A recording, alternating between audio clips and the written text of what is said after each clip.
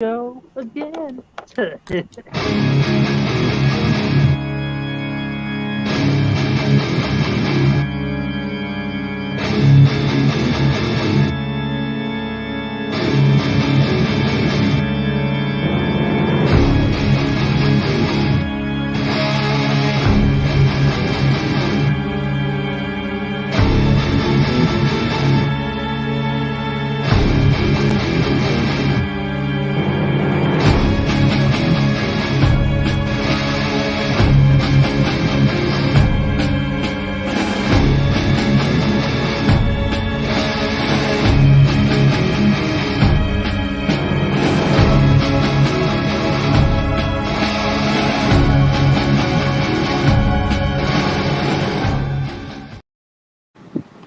All right, welcome to another Sunday night edition here on the Metal Bastards Hangout.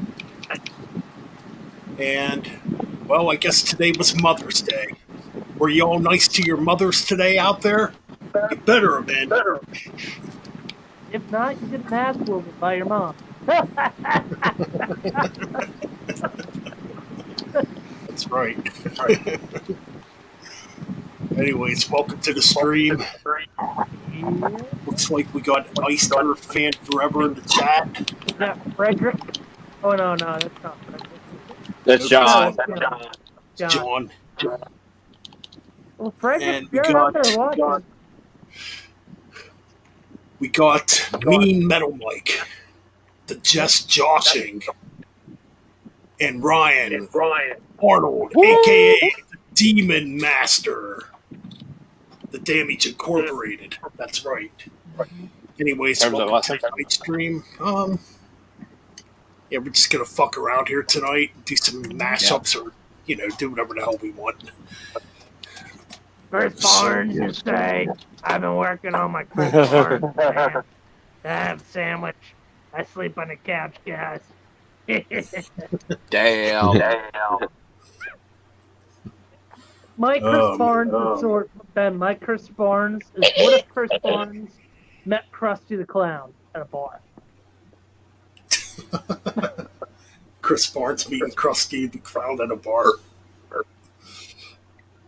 Oh boys, oh boy, I hate to see those clown kids. Whoa, what's that, guys? You want me to put more E in that vocal? All right, there you guys go. That should fit right on the record. What's Here, Chris, take another cigarette. What's that? Bologna sandwich is a little dry. Yeah.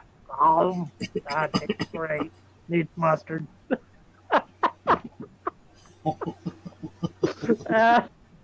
Oh, come on, Ryan. Don't mute yourself, man, Ryan. Sorry, I've got my phone charged. Hey, kid. Krusty the Clown here. And that's in the metal. That's my crush that's on invitation. So anyways, what's everybody been listening to this week? Well, you know what I've been listening to, Ben? Pizza Death, yep. Which I'm buying the album whenever I get the chance. I might pre-order it. I gotta look it up by name. Zach Labbith. I forget it. Zach Labbith in the chat. What's up, man? Oh, there he is. What's going on, Zach Labbith? Damage Act Free. That's a great album. That's actually going to be in my 1990 thrash metal list when I do my video for 1990 when it comes to thrash metal. Oh my goodness. All right. I'm just trying to look stuff up here. Oh, if we're doing mashups, I'll pick it off with the first one. I can find the album. If I can find the album. God damn if I can find it now. It's gonna be kind of a suck for stuff. Oh, here it is. Oh. Damn. Gotta, I'm just scrolling up through the messages trying to look for something. Oh, no problem. All right, Ben. All right, guys. Here, I'm gonna start off with it. We're gonna do a little suck versus suck. Bang, bang, pizza skulls, y'all. Shout out to Ralph. All right, we got about Chinese democracy versus Generation Swine. Ugh. Seriously? Yeah, we're going that way. They both fucking suck. Which one's just Oh, sucks Lord. more? Ugh. I think I'm gonna have to pick Generation Swine over Chinese democracy. Is just a fucking atrocity, man. Yeah. That's like a fucking toilet bowl exploding, man, and you can't clean the shit up. That's how bad it is. Hell yeah. What do you think, Josh? You had to pick between the two. I haven't heard Generation Swine, so You're not missing much.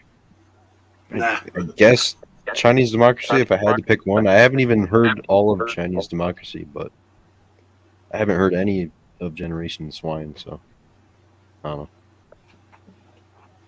All right, well, we're doing suck versus suck. You got anything? Okay, I Ben. found it.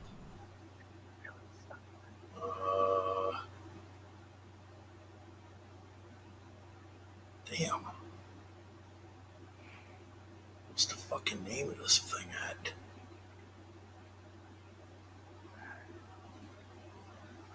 Oh, the new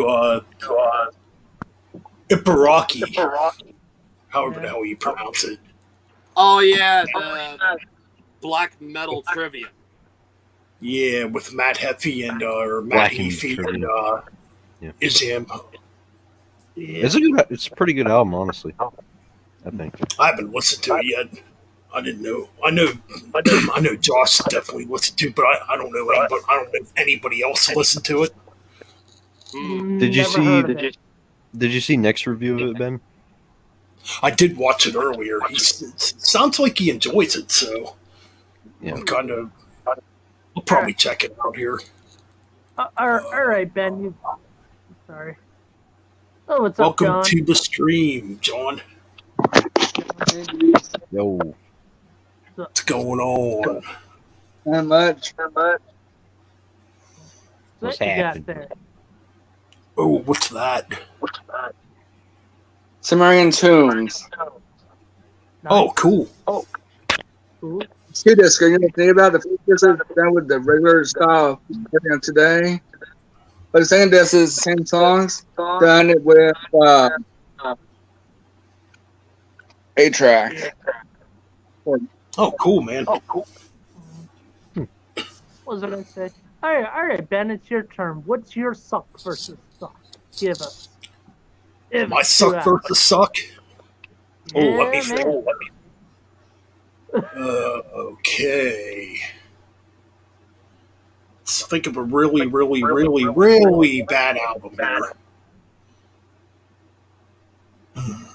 Okay. What about?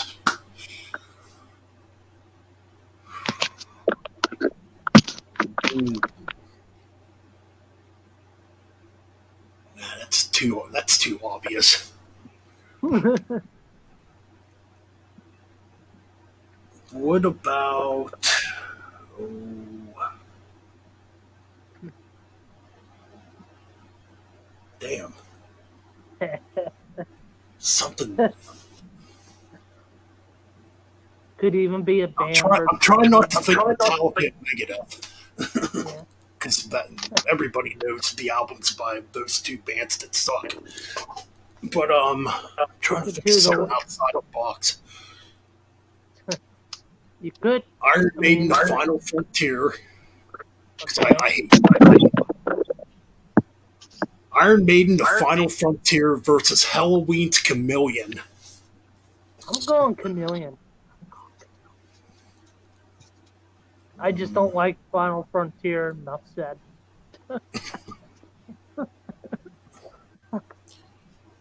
right. Ryan? I'm gonna. What? Uh, You say Ben, something? Ben, yeah, Ben, you want Oh, to tell for the Ryan? suck versus oh, for the suck versus suck. Iron Maiden, The Final Frontier versus Halloween's Chameleon. Oh, which one I think is better? Yeah. Oh, I have never heard Chameleon, so by default I give it to Final Frontier. Okay.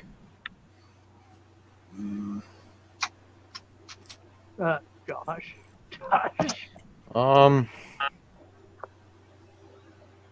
don't think I've heard those, so All right, I'm you get it pass, back. I guess.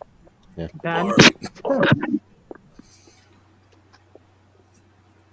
Well, who? I think I'm gonna have to go with. Oh, I'm sorry. Let John go. Yeah. Oh shoot. Halloween. I can't stand the drink guitar. Yeah. I think I'm gonna have to pick Chameleon too. There's maybe 2 songs on Chameleon at least I like. Ooh. All right.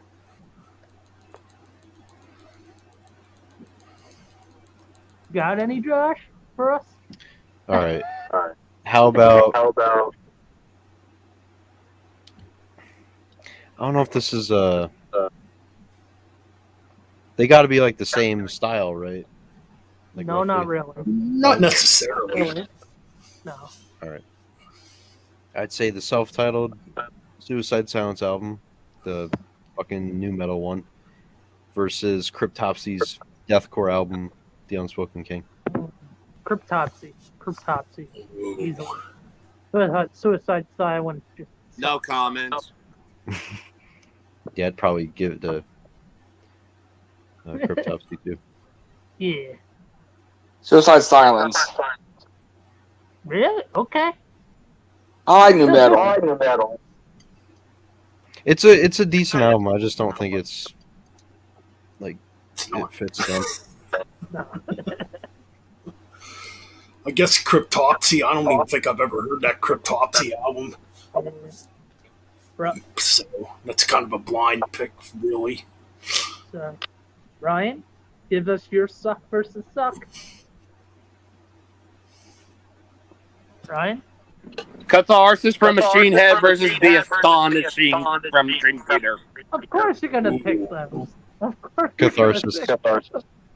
At least it has a couple decent songs. Has a couple Yeah. decent songs. Catharsis. Easily. End of discussion. I don't want to listen to 2 hours of whatever the fuck The Astonishing is. Yeah. Yeah. I haven't even heard it. I fell I asleep. personally rather listen to The Astonishing than that frustrating piece of shit that is Catharsis from Machine Head. Wow. Catharsis has 2 good Not the songs. same way. No, it don't. I agree with Brian. I go for Astonishing too. At least, James Labree's not whining like an SJW for 75 minutes. Yeah. John, it's your turn. Your turn. Suck versus suck. OTEP versus Limp Biscuits. I'm gonna pass. Never heard of them. Oh, I have. Wait, which albums? Any of them. Oh, Any like their of whole the whole band. Yeah. I don't know. I I think guess early OTEP. I'll have to say Limp Bizkit just because I've heard more Limp Bizkit songs than OTEP songs. Oh, Limp Oh. Biscuit, yeah. Limp Biscuit, easily. Yeah.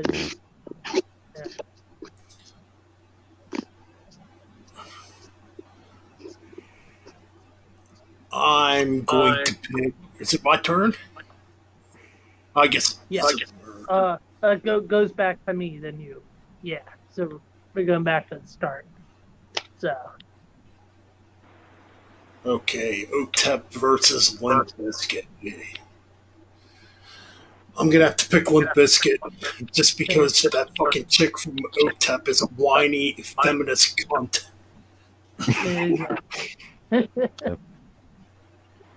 All right. Yeah, can you give a line?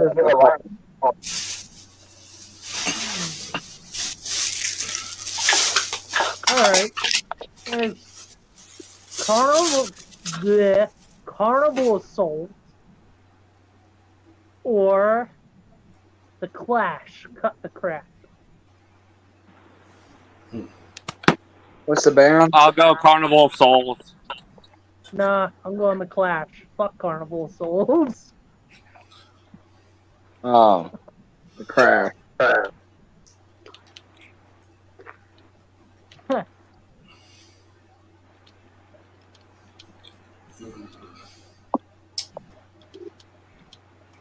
Not the biggest fan of the Clash.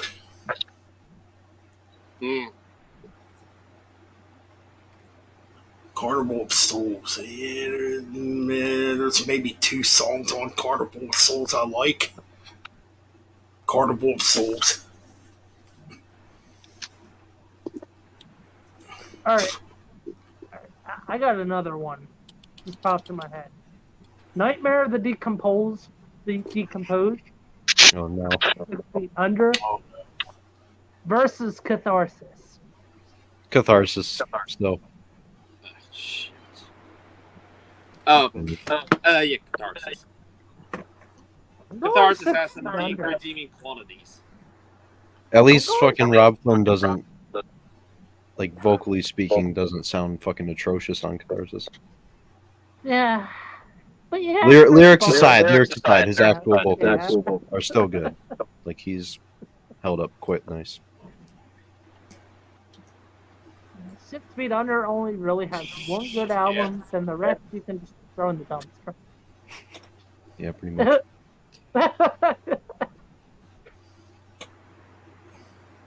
I mean, not saying Chris Barnes is the worst human being on the planet, but yeah, I mean, man has a reputation, sort of. He's just burned, dude. He's just burned the fuck out. All that damn fucking pot he smoked over the years. Yeah. I wonder how long are his dreads. I bet you could stretch it around the whole planet.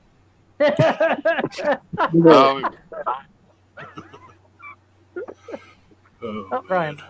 Oh, we lost Ryan him. left. Hey kids, stop playing jump rope with my dreads, man. I need those. Oh, the new Fozzy Hey, that's a drawn. album cover looks cool. You know what's sad about it? What's The that? producer. That producer. Oh, He saw my post on the wall. He's up there with that Kevin Kuko, where's his name? it's a shame. That Rich Ward's a great guitar player. He used to be at Stuck Mojo. Oh yeah, he's awesome. Yeah, he's a really good guitar player. You know what's that? I used to like Stuck Mojo back in the day. I'll be right back, guys. Best. Like they're like Stuck Mojo, they're kind of new metal, but they're like a different kind of new metal. Because They're they rap. actually, yeah, they actually had guitar sounds, unlike a lot of new metal, you know. Oh yeah.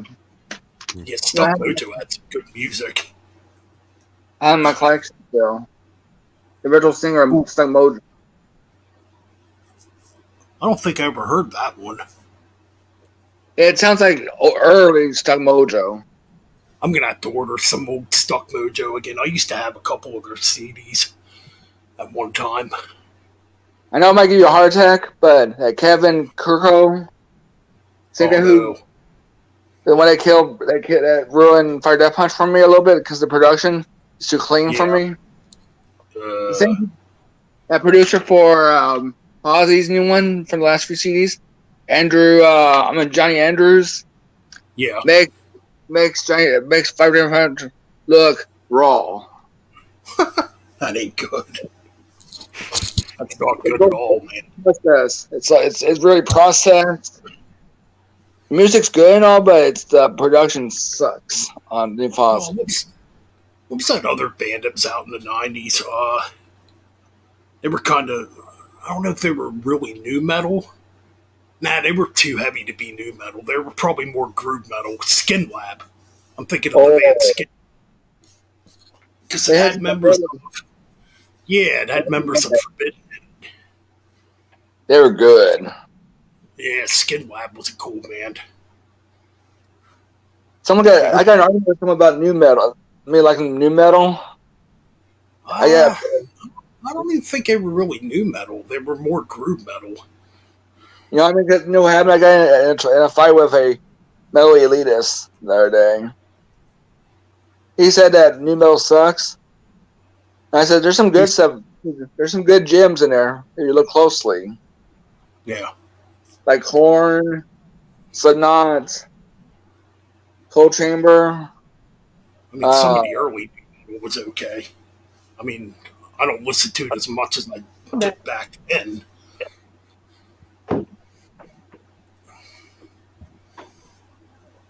I saw that Doctor Strange movie today. Oh, did you? It's awesome. Cool. Doctor Strange. If you like Sam Raimi movies, Yeah, I heard Bruce Campbell makes an appearance in that movie. He's gray-headed now. Oh, cool. Oh, that's awesome. If you watch that movie, watch WandaVision on Disney Plus. Yeah. There's a lot of bits of that movie. Interesting. We went to my brother-in-law's grave today too. Oh. Yes, I can understand, man. It's not easy losing people. Hey yo, this is Reza Ramon. I'm just joking. Ramon. Nah, Ben. So Ben, if you remade your band, not saying any of friends, so not me, not any of us, but if you had to choose actual professional musicians, who would be in your band? What would be the band lineup? Oh, geez, who would be in my band if I could make the ultimate Holocaust lineup? Yeah. Okay. Well, I would have George. Oh, what's his name from Nile, the drummer, George Colossus. He's awesome. I'm probably pronouncing his last name. I think it's Callias. Yeah, George Callias. Yeah, Callias. George Callias on drums. Definitely on drums. Ooh, on bass. Ooh. Well, probably obviously Steve DiGiorgio. Yeah, everything. Other rhythm guitarist. Ooh. Maybe John Schaefer. Vocalist. Boy. Who could I add for vocals? How about Matt Barlow? Yeah. That'd be a damn good lineup. All right. Here's a fun scenario. I'm on drums, Ben. Choose my band lineup. I'll let you all choose my band lineup. So I'm on drums, but who's on bass, rhythm, and vocals for my band? I'll let Ben go first. Wait, for your band? Yeah, I'm letting you guys pick. I'm still on drums. That doesn't change. But the other band members, you guys pick the other band members for my band. All right. Okay, that's interesting. All right. Bon Scott on vocals. Hell yeah. Dimebag. Hell yeah. That already sounds What kick-ass. what kind of band is it? Like what genre? I think Ben knows what genre it's gonna be. Yeah, pretty much her favorite band. Not really AC/DC, but it's gonna be kind of But classic rock. It's just gonna be rock and roll with a little bit of Okay. heavy metal thrown in. Biker metal, basically.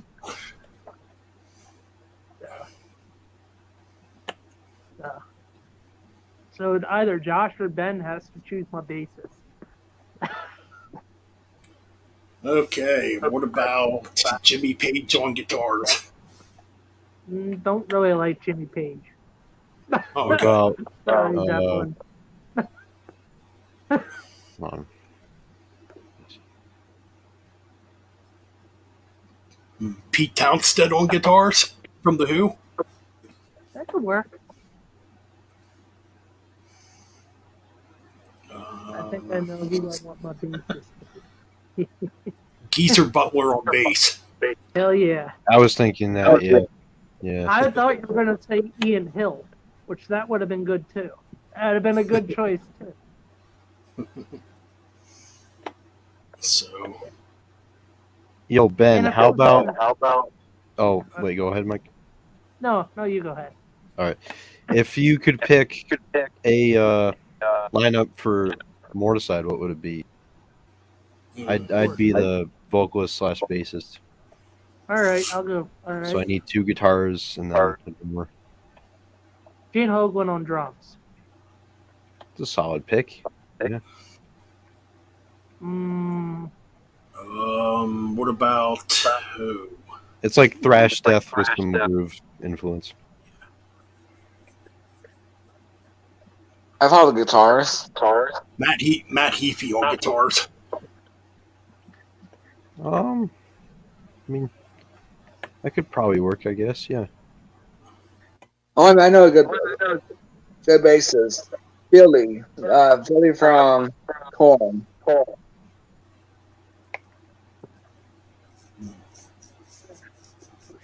I gotta pick both.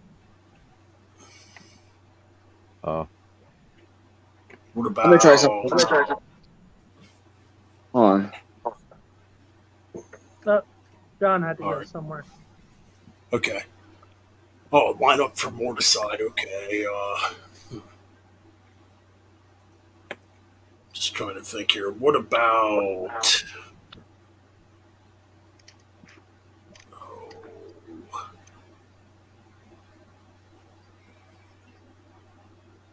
Oh, can't think of his fucking name right now.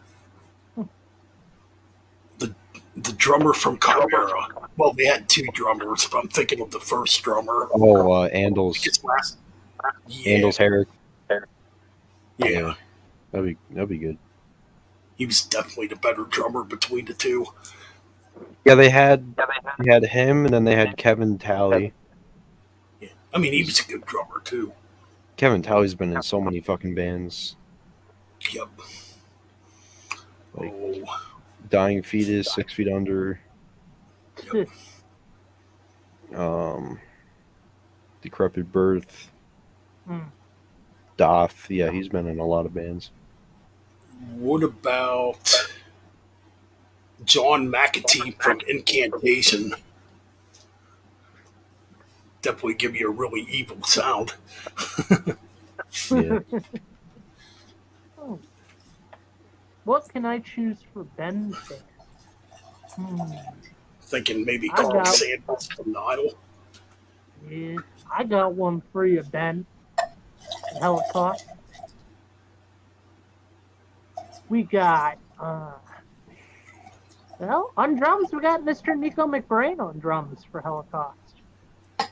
Yeah, no, wouldn't work. I'm joking. Nah. I like Nico, but a little too simplistic Yeah. for what I do. Dave Lombardo. Could work. I like Lombardo. Speaking Lombardo? of Dave Lombardo, they announced that he's officially the drummer of Testament. Although I thought Yeah. that was already official. Yeah, Hoagland's Yeah, doing I the whole thought it was Twitch thing. too. I think Hoagland's doing all the whole Twitch thing now, full time apparently. Yeah, I thought he was trying to get Dark Angel back together or something. He's supposed to be working on a new Dark Angel album. Apparently, he said right now apparently he's having issues with one of the band members right now at the moment. Dark Angel. Last thing I heard Oh, that some beef might have come up. I don't know. interesting.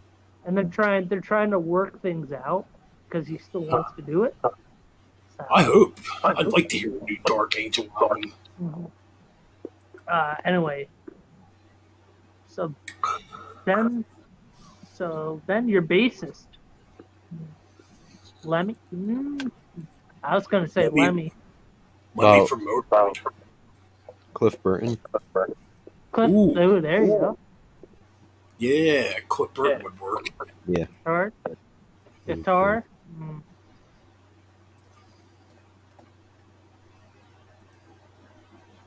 I was gonna say KK Downing. Nah.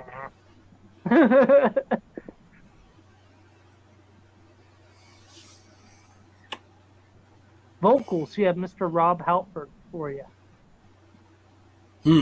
Rob Halford singing thrash metal. He could do it. Yeah, it could work. Be cool. Yeah.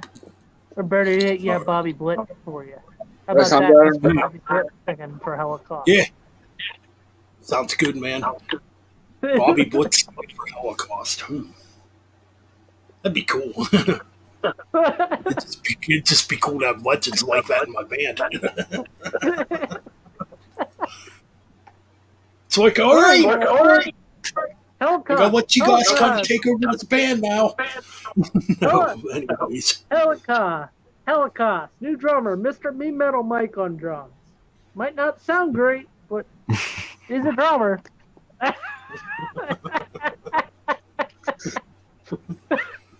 Oh Christ! Just a tour of a band like Overkill or something would be cool. Dude, imagine going to Wacken, that big Wacken German festival, playing that. That's been a dream of mine for years to go to Wacken. Do you have a mind? I thought of a band for myself. Okay. I'll be on drums. Imagine Power Groove. All right. I know the groove.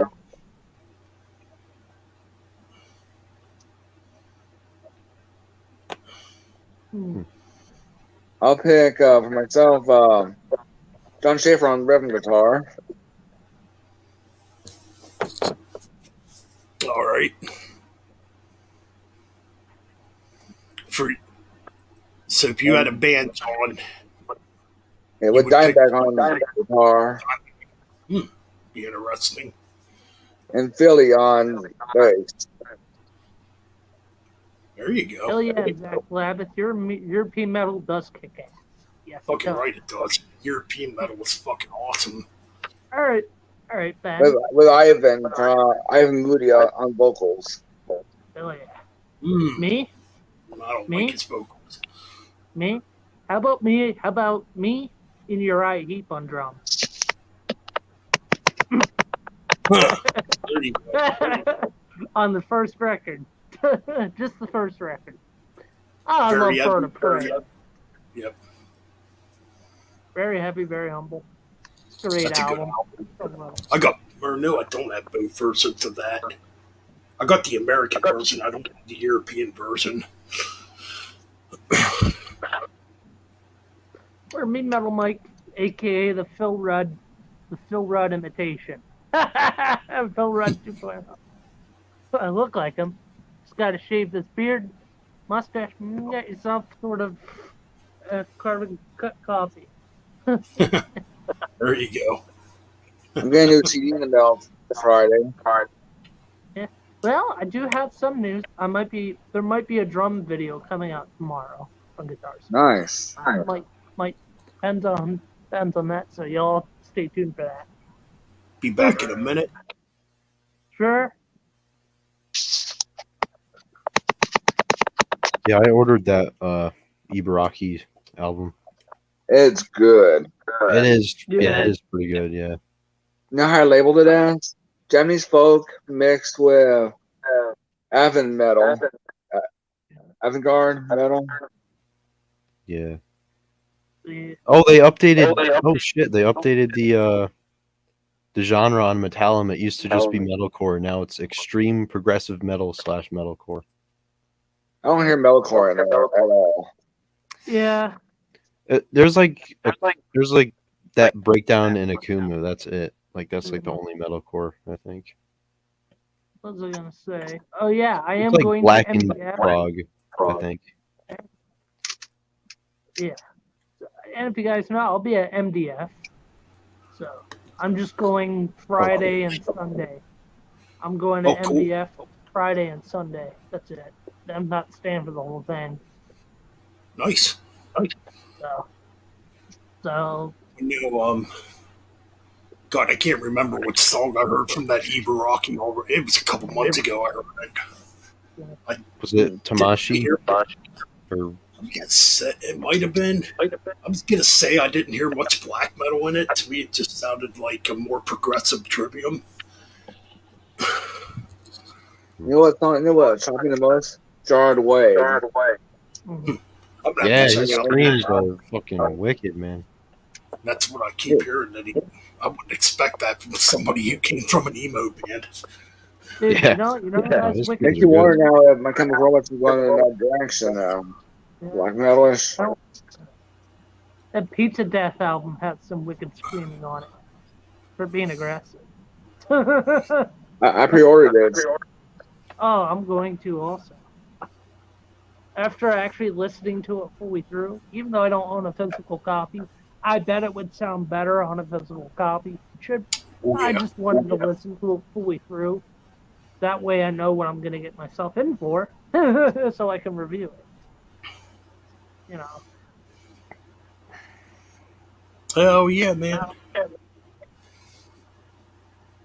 Yeah, the Look, Pizza Death definitely sounded good. Hey Josh, what do you think? Do you think bands these days should do some comedic, not really comedy, but like do a joke album to piss people off, and make it sound good? You know what I mean? I mean, yeah. Even if it like pisses off their label or whoever they're signed, do it.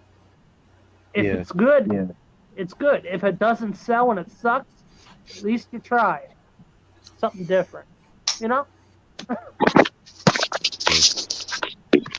Y'all, I probably won't do it, but I was thinking of doing that like joke slam album, like I was talking about last night. Well, we're talking about bad albums. I pulled up a website. Here's 25 worst albums. I can think of a few Queensryche albums that are real bad. Yeah. Well, this is from the media, so the media is different from us. So we're Fuck going the to media. judge the media. I know, but I want to judge the media just to piss them off. At 25, they have Alice Cooper, Welcome to My Nightmare. That's not a bad album.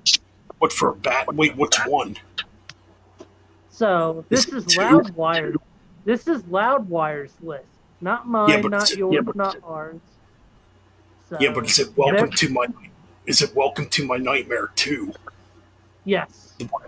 Okay, that one's not that great of an album. No. Yeah. At number 24, you have Anthrax's Volume 8, The Threat is Real. That's not That album's got some okay stuff on it. Yeah. It's not that bad. Bad Religion's 1983's Into the Unknown. Don't know that one. And 22 is Black Sabbath's Forbidden. Yeah, that's bad. That's just bad. Anything 6 feet under. Oh, we're getting there. We're at The whole 1988. discography. Yeah. Yeah. Celtic Frost, Cold Lake, 1988. Yeah, Cold Lake does suck. Yeah. Deep Purple's 2003 album, Bananas. What about Don't remember. fucking Aluminum Anus by Morbid Angel? Yes, yes. That's a piece of shit too. Yeah. Yes, Ben. This is a Deep Purple album. It's called Bananas from 2003. I have the You want to website. come for $1 at Goodwill on Friday?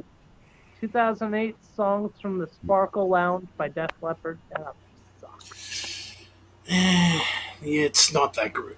No, fucking X is way worse than songs from the Sparkle Lounge.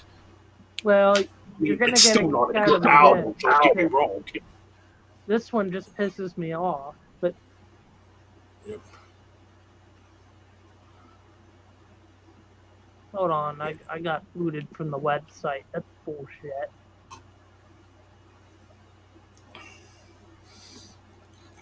Come on, why did I get booted from that website? That's bullshit, man.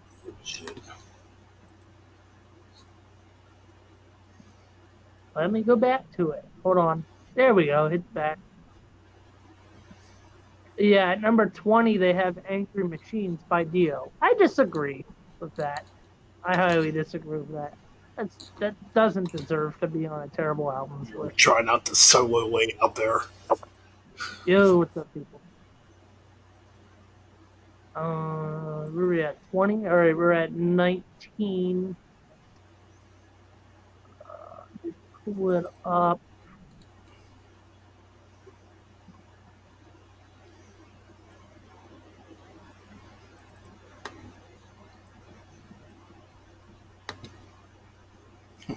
Shit's fucking cool. It is.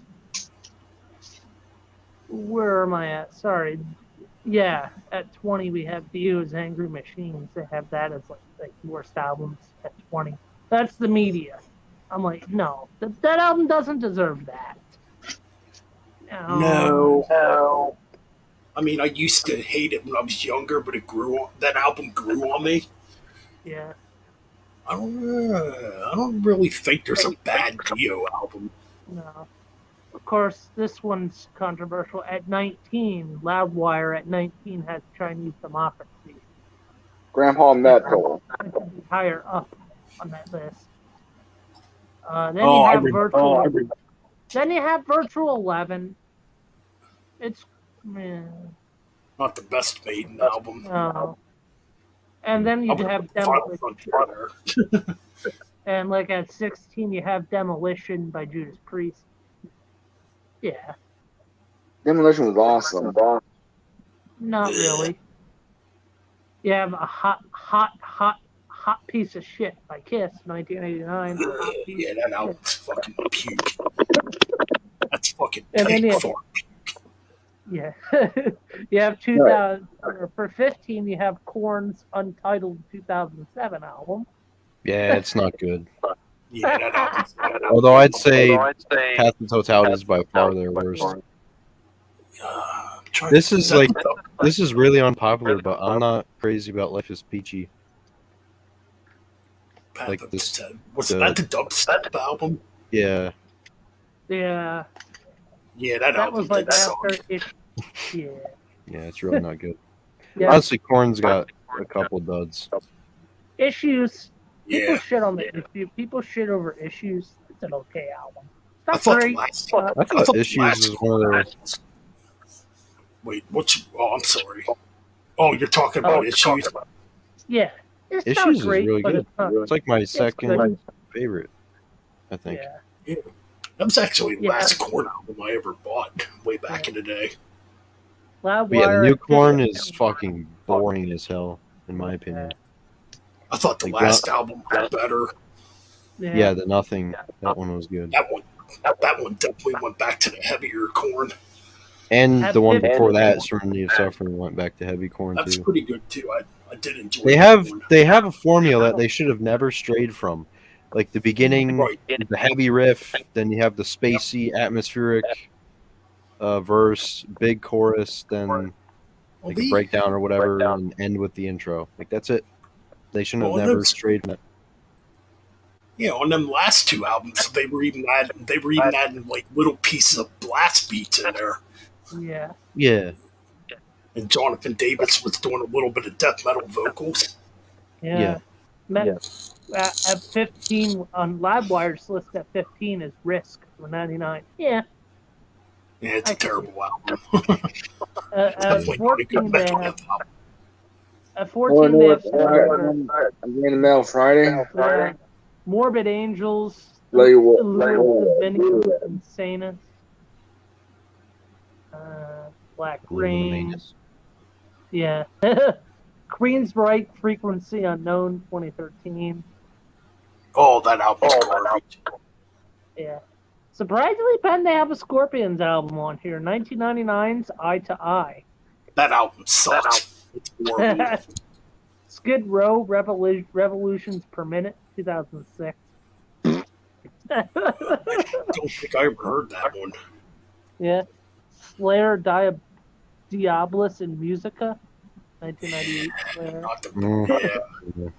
It's not like absolutely egregious, but yeah, it's not great. Yeah. Van Halen 3. Yeah. Yeah, that's pure dog shit. Boned up at the crack. Yeah, there was a band called Bone.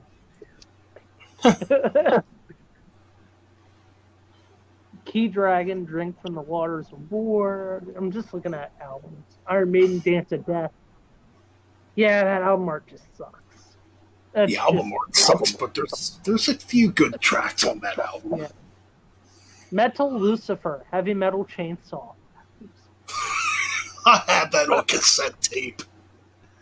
Dude, that band's a total joke band.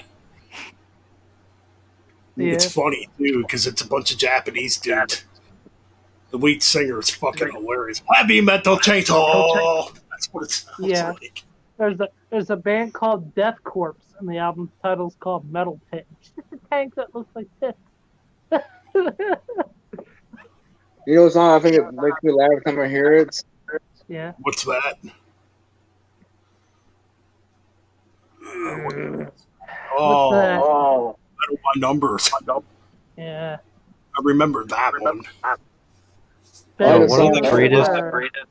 One of the greatest comedy metal albums I think is Big Fat No, Box he- of Shit like Rochester. On the song, saying it's kind of a dick. You know he sings about. He's singing about how when everyone thinks Slayer, you think everyone thinks the devil listens to Slayer. Yeah. But when you go to hell, he might not be not listening to it. He might be listening to Miley Cyrus. Shit. Yeah. Ben, do you remember the Man? Yeah. Ben, do you remember Man of War's Into Glory Ride? That album art. Oh, that album art sucks, but that is a great album. Yeah. The album cover is terrible, though. Yeah. Metal. Yeah, there's a band called Metal Duck. The album's called Auto Ducko Destructo Mondo. Check that out, Ben. The band's Sounds called like Metal Duck. Yeah, definitely Google it. Google it real quick and type up the album. Metal Duck. The album's called Auto Ducko Destructo Mondo. Weird. It's a real album. Wow. Okay. Metal Ducko. What the fuck? Must have been hitting a crack pipe in the studio when they were making that album. There. I can show you it on my screen. It's Shooting real. fucking shit up their arms. Gonorrhea. If you want gonorrhea, listen to the Jack.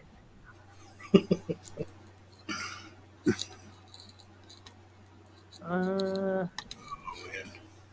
Does it sound better now? Yeah. It's all good. We're just having fun. Yeah, we're just having fun. Oh, that's right. We're not allowed to have fun. That's right. That's right. We're not allowed to have fun. Yeah, damn no it. fun on YouTube. Yeah, this is the PC era. Susan You gotta doesn't be like fun. serious. No fun. We got to be monotone and watered down and PG and family friendly.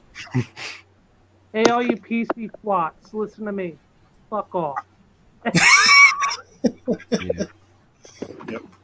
Yeah. Fuck off. Yeah, we got And to I fell. cater to cancel culture, and we got to I- support Joe Biden.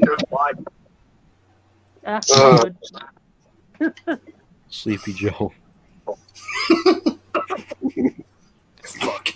I even think some of the Democrats hate him. Fucking dumbass. They do for Fucking sure, Joe. dude.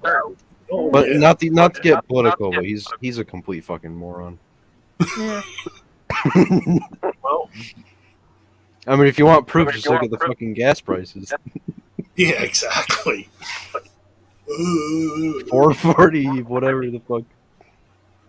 You say.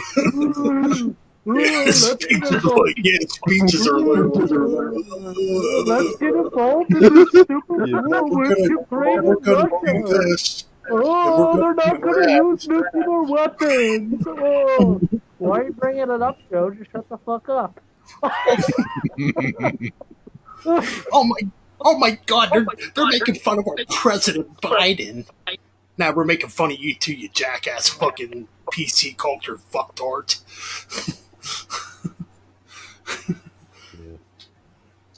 Anyways, Oh, I'm going to make America great again. Just going to jack up the prices. I know you don't like Fire Death Punch, but the idea about them is they're anti. I hate Five Finger Death. that's actually very true. Yeah, they are. They're what? They're Republicans. Oh. Yeah. That a poisonous group.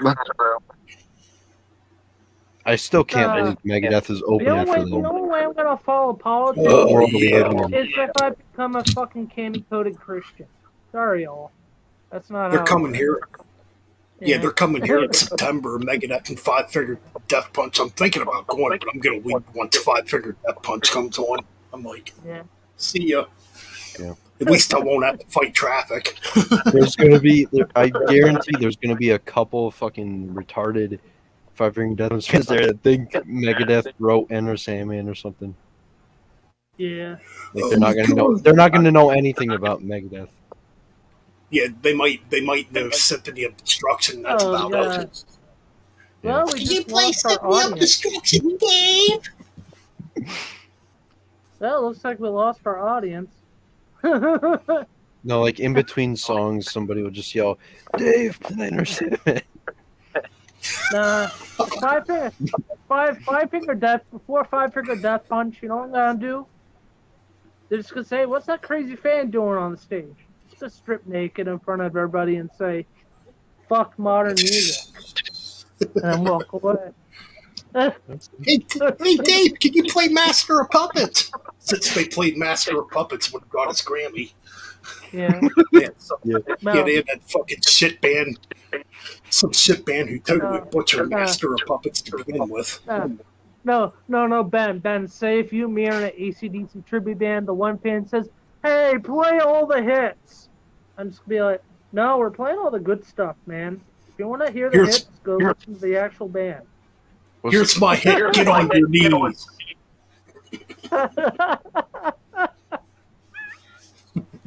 Want to hear about new technology also? There's no booklet. That's one of the little. What book's that? For Oh, it's like a digipack. for the new Fozzy. Okay. I like how that booklet. Oh, dude, I don't think, or maybe I did show this. I gotta dig it out now. Hey, This has Hey, man. Hey, man, you know what's cool, man? I got this piece of paper that says I can get a job. Wait, life fucking sucks anyway. fucking cramped. Okay, I'm gonna turn my light on for a minute. This is cool. Hell yeah. Creative. That's like art. Yeah, they made it like a book. Yeah, it's the Creator Endless Pain reissue. I'm pretty sure I showed this last week. But yeah, man, you open it up. It's like a book. It's gonna be hard to do this. It's got like a story, a about how they recorded Endless Pain and all kinds of stuff. It's like the coolest packaging I think I've seen yet. How they made it look like a mini book.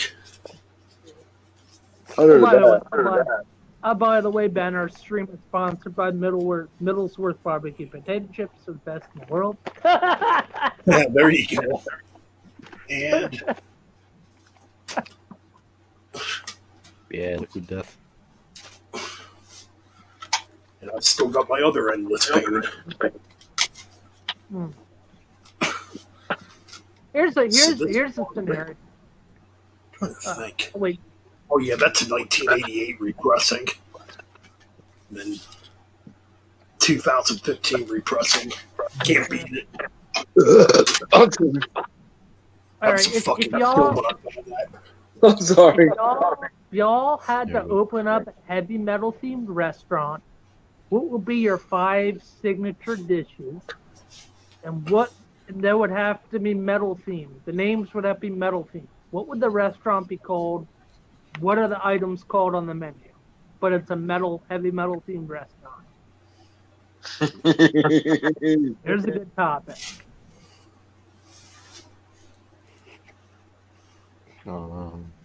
I starve. Of course, you're gonna name the restaurant Ice Cream. The freeze eyes. Fries theme. I'm thinking.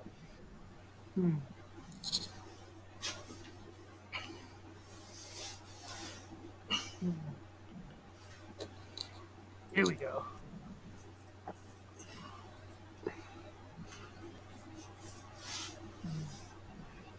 I'm thinking. That's hard. I'm actually thinking. Hold on a minute. I'll be back. Sure, no problem, Ben. Fucking pulled a muscle in my leg. Fucking. Ooh, that hurts.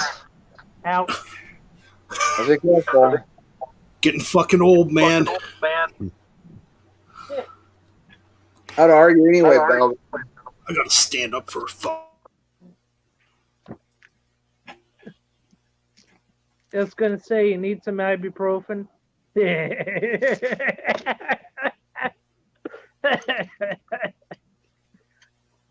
Now how that new Fonzie sounds like a little bit? Yeah. A little more like Journey now. A heavier I'm version. thinking about that, Josh. What would your restaurant, like heavy metal restaurant theme be? I don't even know. That's hard. I don't know what to name it. Could be a corpse grind, could be a porno grind restaurant name. The menu could be The porno grind restaurant. fucked up but delicious.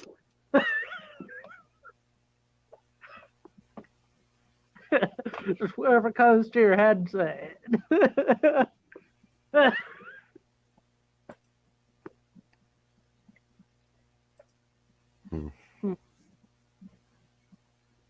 All right. Yeah, I don't know. I got one.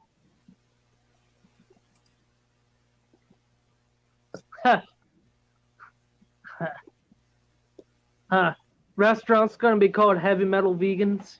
There we go. Metal Vegans. That's the name of the restaurant. Metal Vegan. And what dish called Old Tab? Nope. There's gonna be 5 menu items. The first item is a burrito. The burrito is gonna be called regurgitated vegan boner. It's gonna be the name of the burrito. Second item is pizza death, and it's just a shitty cheese pizza. The third item is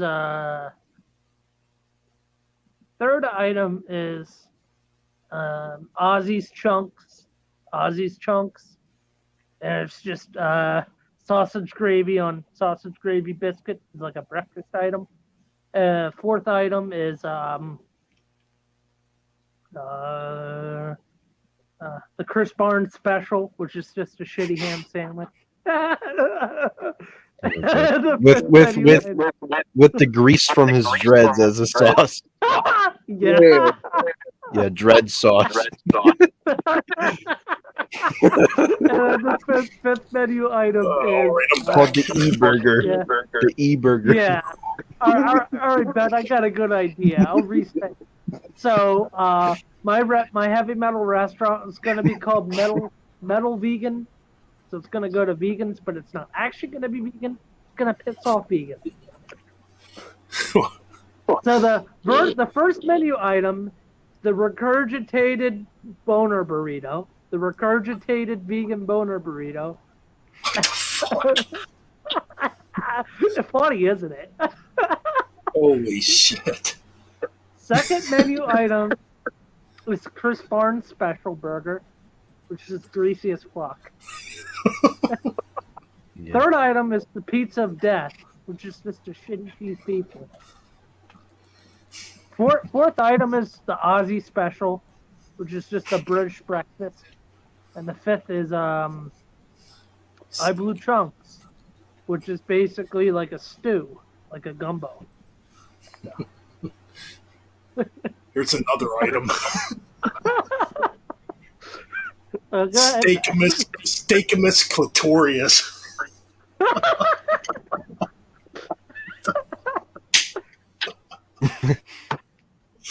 Nice. Holy shit. Steakamus it's fun. clitorius. Hey, that could be a song.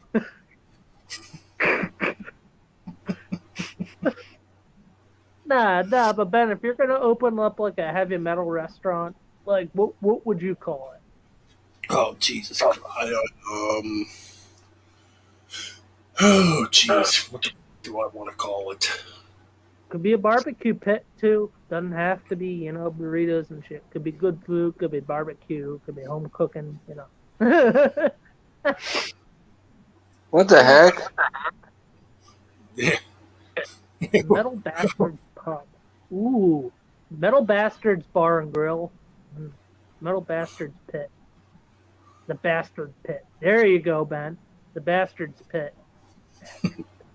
Are you guys glitching over on your side? Huh? Are you glitching on your side? No, I'm fine. No, yeah. I'm fine. I'm fine. Oh my god. Yeah, I think it's you, John. There's not nuclear bombs being dropped right now, are there? No. Okay. Those like Mel Bennett headbanging so fast. Yeah. I make it sound not really. Well, if we're talking nuclear bombs, just eat some really good Mexican food. There you go. That's a nuclear bomb in itself. The nuclear bomb burrito will blow your There fucking you asshole. Oh, man. Nothing wrong with a good burrito. Like some nacho cheese sauce, some beans, refried beans, guac, Yeah. some like taco meat in it. Hell yeah. Put some bacon bits in that.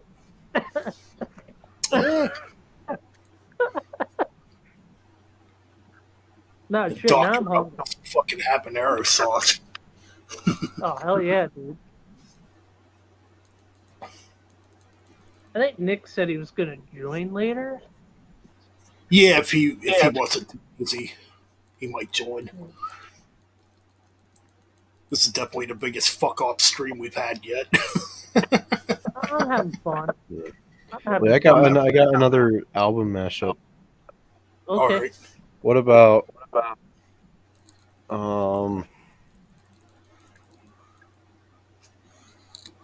the debut Suffocation album versus the debut Dying Fetus album?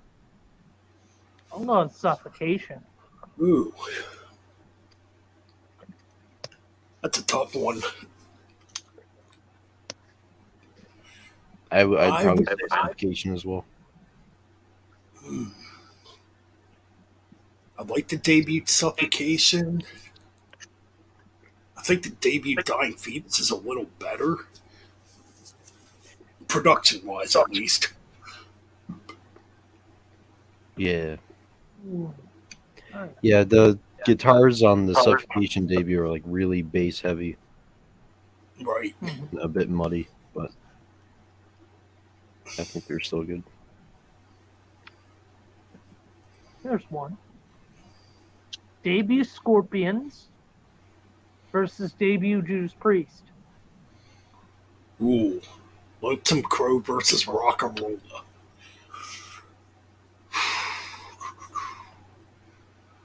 Both very strange and different albums that sound like nothing else in their catalogs.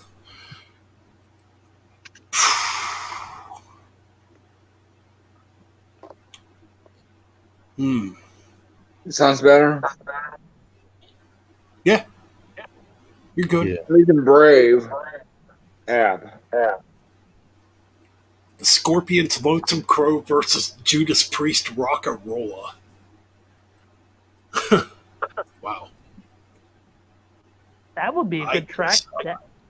I think I'm gonna go with Lonesome Crow.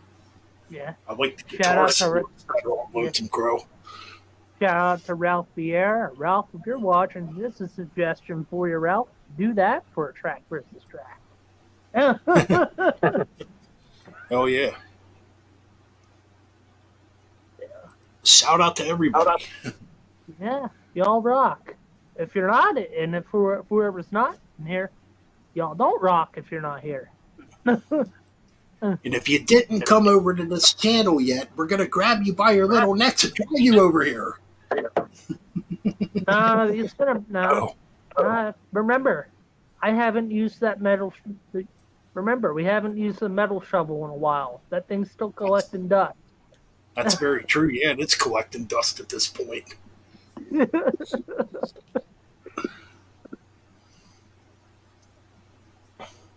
And you see me, Metal Mike, bring out the shovel. You guys don't want me to do that.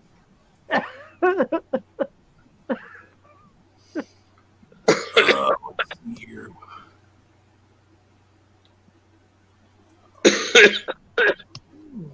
I'm Just sorry. looking here. Yeah. Come on, y'all comment in the chat. Don't be pussies. We're still small on here. We're not gonna get a lot of comments. Nah. I recommend to see you guys. Hell yeah. YouTube. What's up? What is that? It's Is a that power Oh, isn't that the dude from Carry On? Yeah. Oh, cool. Look at this one singer says Speed from Soilwork. Oh, nice. You know what the scary part is? He didn't do the death ground, he does all his clean vocals. Nice.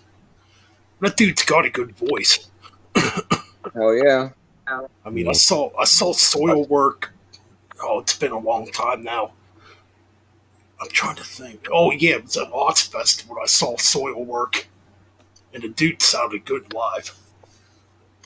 You know who I like to see work with? It's Sean so badly, but I doubt it will happen. Be Steve interesting. Wilson. Could be cool. No, trying to think. Yeah, Soil Work just put out Stabbing the Drama when I seen them at Ozfest that year. Pretty good live too.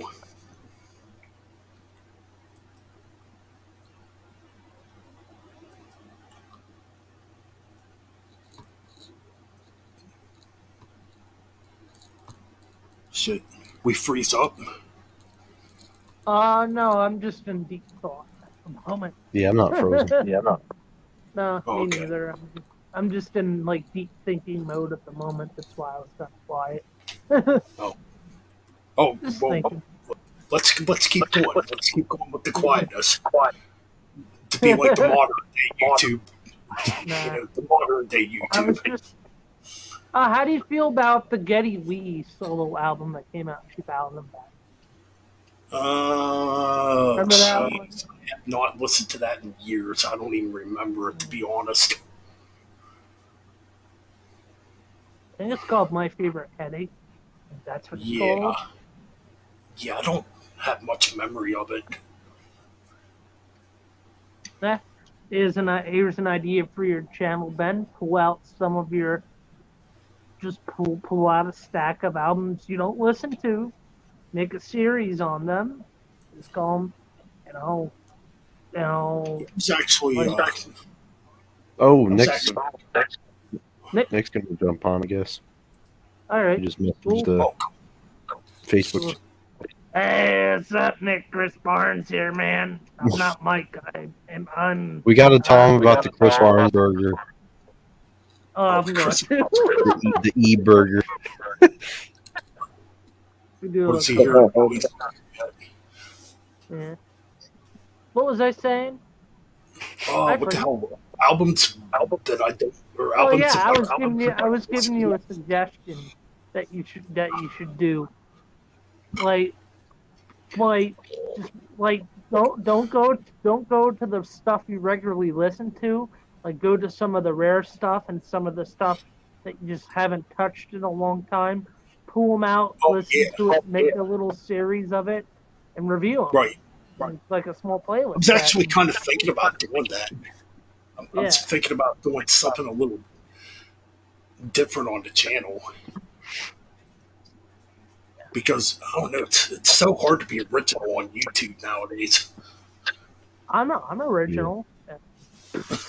I think all of us are original, and you know. I pissed some Iron Maiden fans off earlier. Yeah, because I'm thinking to myself, I'm really starting to like the underground stuff more, and I really like collecting rare bootlegs and just more stuff that's not sort of. I mean, even mainstream bands have underground stuff that it's either hidden in the vaults or Well, on bootlegs. Yeah. You know. Yeah. Stuff well, a that lot of Like demos and stuff. a lot of mainstream bands did start out underground. Like, well, obviously Metallica would be the biggest example. Yeah. Megadeth. Start somewhere.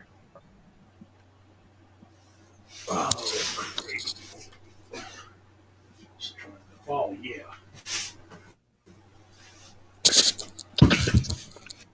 So yeah, Oh, I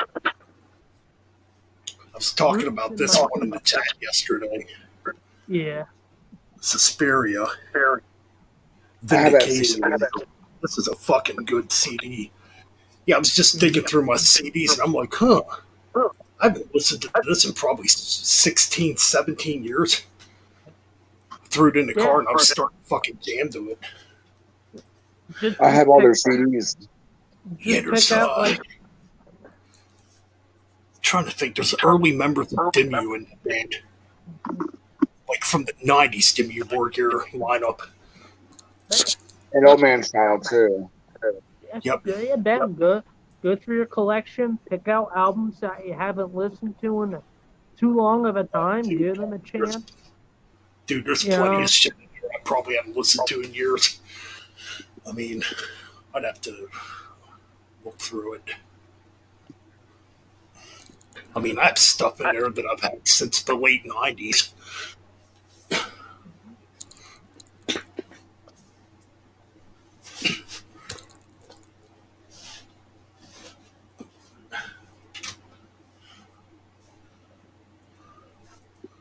That is a pretty good idea for a video, though. Or for like you know, like Maybe a good albums, name for people to play off, man. albums in your collection you haven't listened to in a long time Yeah. and revisit it or whatever. Scorpion, Rock Believer. That's a great album. The new Scorpions album. Yep, good stuff. I'm waiting. I'm waiting to listen to the new Megadeth and the new Anthrax album. Those are my top two right now. I'm waiting to hear. I heard a new Gore song. Yeah. New Creators coming out in June. That should be killer.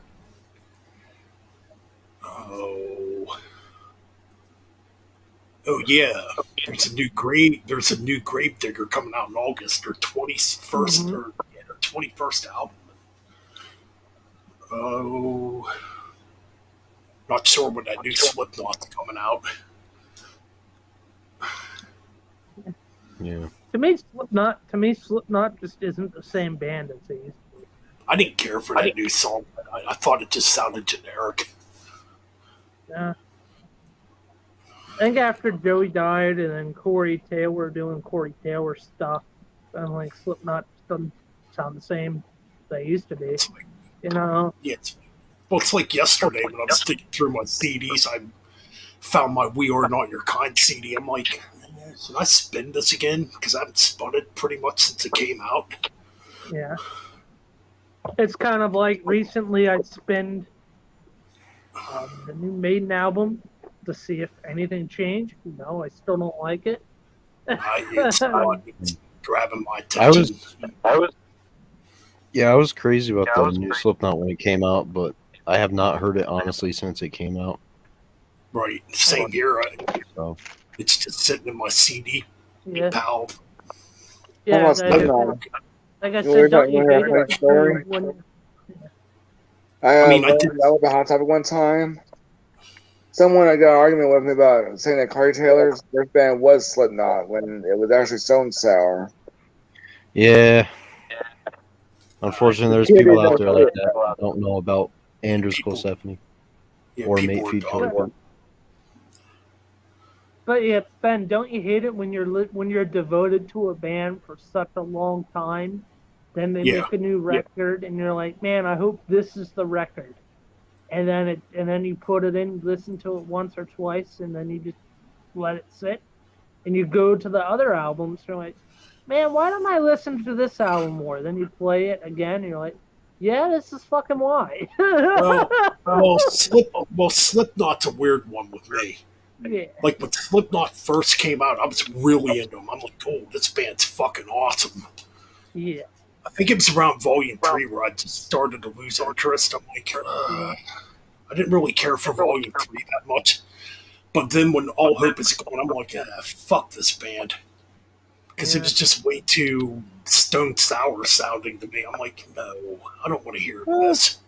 I mean, there's Still some like good that. songs on there, like Gematria Still Killing like Name, the that. title track, but Yeah.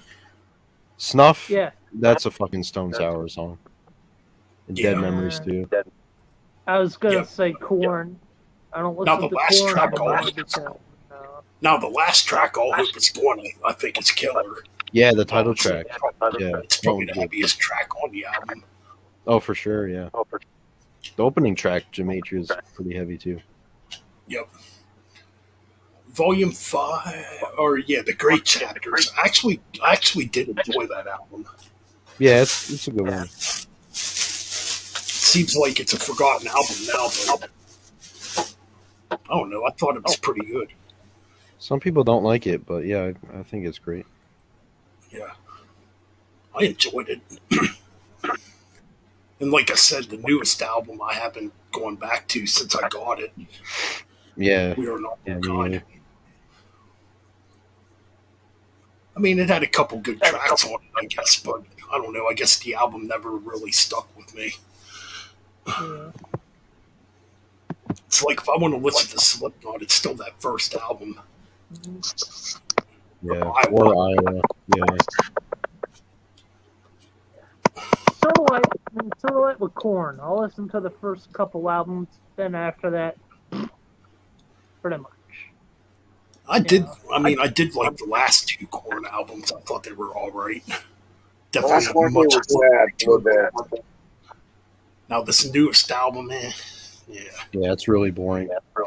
Jonathan doesn't even sound like into it, really. Right. Then the albums in between, I honestly do not remember. Oh, there's Nick. What's going on, guys? Nick? What's up, Nick? So Nick- not too much. Listen to Josh. a fuck ton of music. So Nice. Josh, you want me to do? So Josh, you want me to do that Hey, Nick. commercial? Oh yeah, Hey, I'm Chris Barnes. I have a burger. It's called a greasy burger, man. You know, my dreads, you know, when I was cooking the burger, my dreads just dipped in the grease. And Serious those healthcare are up the violation. bum, you know. No, the Chris Oh, the Barnes Chris burger is Barnes just like burger. a plain hamburger with Barnes's fucking dread grease as the sauce. Garnished in fucking toenail clippings. No, garnished with a fucking pot leaf. No, How about a dragon? How about Fairyland vegan burger? Fairyland vegan burger? What the fuck? It's probably It's very plastic. light. Nah, how about the regurgitated vegan boner burrito? How about that? Pass? Hard pass? Blasted pass? Sounds like a fucking. I mean, it's just imitation sausage and some onions and habanero Imitation sauce. food. Imitation edible. I recommend the team. What is? You got your finger over the title. What? Is Sumerian that Tombs. Okay. All right, I don't think I've heard of that one. If you go to our Bandcamp, you get two discs. Same okay. song. One is digital recordings, like the original traditional today's recordings. But then our second disc is done with 8-track. All right. Yeah. Josh. Very lo-fi. All right. What was it, Black Metal? Yeah. Look, I got in my collection. I forgot I had. 1311. Oh, that's not a very good album. I own it. Yep. That was Jada Pinkett Smith's band with Fish from oh god damn it, Fishbone on drums. Yeah, I saw him live at Outpost. I don't know that one. I got it for $1 at Goodwill. Yeah. What is that? What's that? Is that? Is that a soundtrack? It's a band. What's it Bella called? Mori, Seduction It's of called, an American Housewife. Vina Amore. Okay. Oh, All right. kind of hard to guess what that is. Tell Nick this one. Nick. Suck album versus suck album. Generation Decline or Chinese Democracy. I don't know neither. I don't want either. No? All right. I'm all right. I'm not like the biggest fan of Guns N' Roses in general. Like I respect Appetite, but Yeah. that's it really. Like there's Yeah. a couple of songs like Use Your Illusion didn't need to be 1 and 2, and I agree. literally they've really done nothing since in terms of making out like a complete album. Yeah, it's Appetite and then Motley Crue. That's pretty I mean, much it. Just nothing. Yeah. I mean, like honestly, I would put them in like overrated bands categories for me. It's like, dude, you have one album. Yeah. Or Really? or you could choose I the whole agree. discography. You could choose There's the only whole one Guns N' Roses I hate. You can. The one from 2000s. Chinese. See, I never even listened to it. I didn't even care when it came out. That was a crappy CD. I mean, at least Motley Crue has some pretty good albums. Yeah. Except for the But- last one. Yeah, I think most people just focus on Motley Crue just to see how bad fucking Vince Neil is failing live. Feels like a that's- Sasquatch now. Yeah, it's kind of a cringe fest. Like, dude's got COPD and completely out of shape, and he's trying to run around on stage. And he was never the best vocalist to begin with. Like, he was serviceable. That's about it. Like, what's their video out there where he literally admitted, "Oh, I can't continue, I can't go on," or something like that in the last show or whatever. I want to say it was like a fair or something like that, like a state fair or something like that. And he just let the band play. And honestly, like listening to the band play and the backup singers, like, you know what? Just let them do it. Like honestly, it sounds better. Like let it be a cover band. I feel bad that if I was in the crowd, I would feel kind of, shitty. Like, man, I fucking paid money for this. God damn it. Yeah, No, I was listening with my dad this afternoon. What is that? What is that? Jeff Scott Soto. Never Jeff really. Scott Soto? Yeah, I've never been into him. I've never actually listened to him much. I'm not a giant power metal fan, and like it's This is kind not of really power metal. This is more It's more like hard heavy rock. rock. yeah. I know I know who he the is. first two Queen albums. Yeah, Oh, didn't he do he did a couple Axel Rudy Pell albums too. I know he did, I think the thing I know him from is the brief stint in Journey, but he was only there for 3 years live, I think, yeah. and then Yeah, never actually done the Journey. he got yeeted out of the band before they recorded anything. I think he'll be a good singer for the band.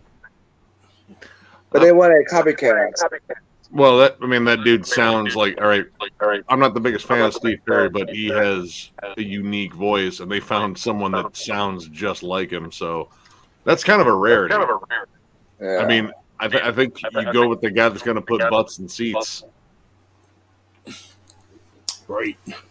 Can you guys hear me? Yep. Okay. Yep. Yeah, my internet just decided to take a shit. So. Let's see, Oh yeah, talking about internet. We're getting new internet Friday. That's cool. Oh, you're getting the internet? Cool. Way better one than we're getting rid of HughesNet. That's cool. Wish I could get new internet. Mine's Mine been sucks. okay. Mine's- I'm on that fucking Taco Bell shit. No, I've been jamming. Let's see, new Corpsest, Finnish death metal, really fucking good. Like just awesome fucking riffs, great writing, solid artwork too. I mean, it's pretty fucking called- gross. It's called Gorpsest. Corpsest. The album is called Corpsest. "Succumb to Rot." And Did you order that Ibaraki album, Nick? I bought it in the store. Oh, okay.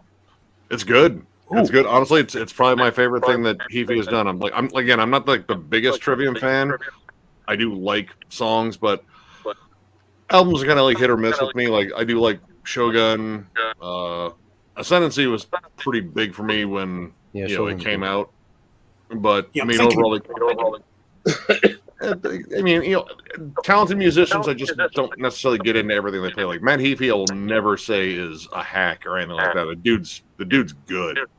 Oh, he's a great And- guitar player. He's a solid songwriter too. I just, I might not like every song he writes, but he's a good songwriter.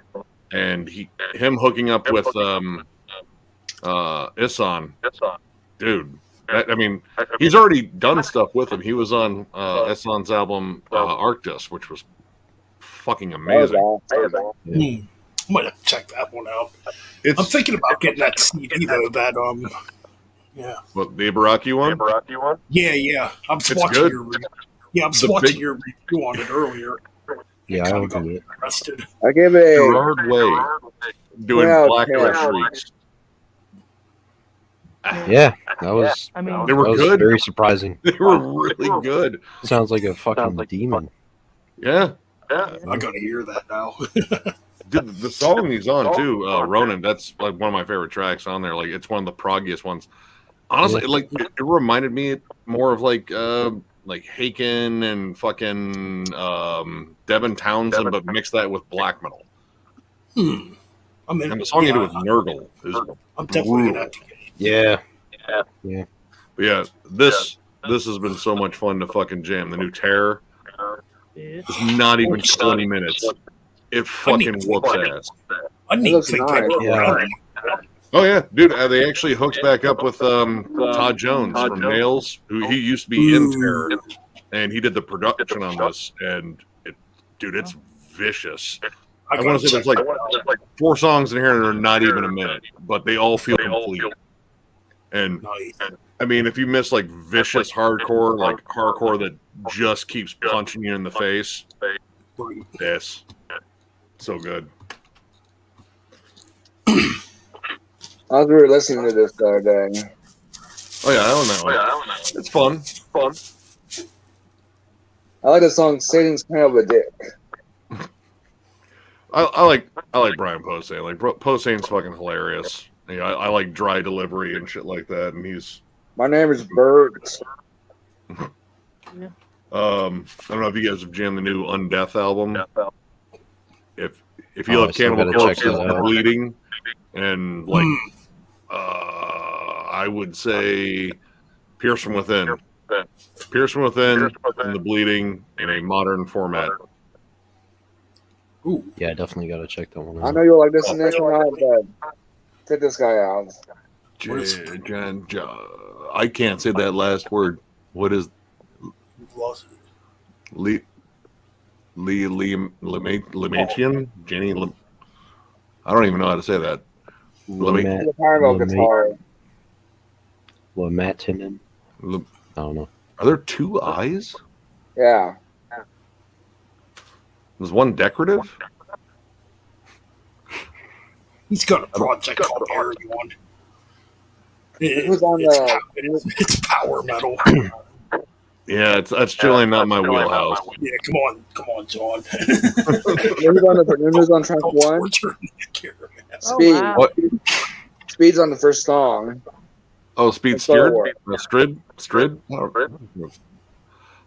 from Soilwork. yeah. Yeah. I do like him. That dude's a really good fucking vocalist. Like if you go see Soilwork live, Speed's a really fucking good singer. Yeah, I was talking earlier about how I saw him I was talking earlier about Sorry. Go ahead. Alright. I was talking earlier about how I saw him at Ozfest back in 2005 and how great of a vocalist he was live. Dude, he killed it. Actually, I got a signed picture from Ozfest. Remember they had the Jägermeister posters, and Yeah, if you got in line, you could get them signed. And yeah, we got Solarwork and Killswitch Engage. ooh, yeah. Adam That's D what- was drunk. Like this was before I think he went on too. Like he was just. It's like, well, I mean, Jaeger sponsored us, so That guy's crazy. Yeah, I saw Killswitch in last year with Slipknot. It was a pretty good show, and he says all kinds of weird shit on the stage. oh It's yeah, crazy. dude. I forget what song he was introing, but he was wearing a cape and Daisy Dukes, and Yeah, yeah, he was just fucking around. It was like, I'm so metal, I have to wear a cape. I'm more metal than that dude's beard. I'm more metal than that bald dude right there. Looks like one of the pod people from the Matrix. And then, like, somehow he got a hold of some peach cobbler, and he was just eating peach cobbler. Like, cobbler. But the dude's good. Dude's fucking solid guitarist. Solid producer, too. yeah. He produced, I think, every Killswitch album and multiple other metalcore albums. Yeah, wasn't Howard Jones on the last Killswitch album for like a guest appearance? Yeah. Yeah. Oh, fuck, what was that song? It was a good song. Signal Fire. Yeah. That was probably my favorite one on the album. Signal Fire was a good fucking jam. I might have Yeah. to check that out. Like, I kind of fell off Killswitch after the end of Heartbreak. I think it was the one after that. I liked that one too, but I think it was the second self-titled album, the one with the lion or whatever the fuck it was on it. Okay.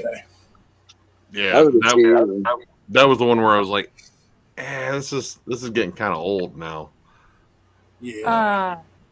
Hey Nick, what are some albums that are on your wish on? What are some albums that are on your wish list right now that you want to get, but they're kind of on the back burner?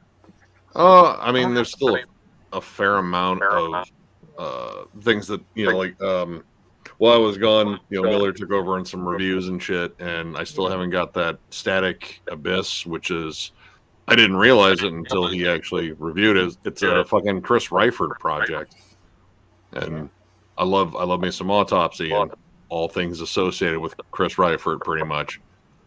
Yeah, I'm trying to think. There's some other stuff. I've deliberately not ordered much just because I have so much to go through. Like, I'm literally checking off shit off of a fucking list for another collection update. Yeah, right now for me, Pizza Death is at the top of my list. I ordered that. I was talking to Frederick. Apparently, I guess they're courting labels. They might actually get a U.S. release because I want to get it. But I don't want to pay the shipping from Australia. $50 altogether. Yeah, no, that's too much. $50. No, I can wait until it hits a U.S. distro or they get picked up. I mean, that's just a bit much. I've ordered stuff from Australia, and it takes a long time to get there, and it's pricey. Like the shipping's, yeah. Oh yeah, the shipping's terrible if you order from Australia.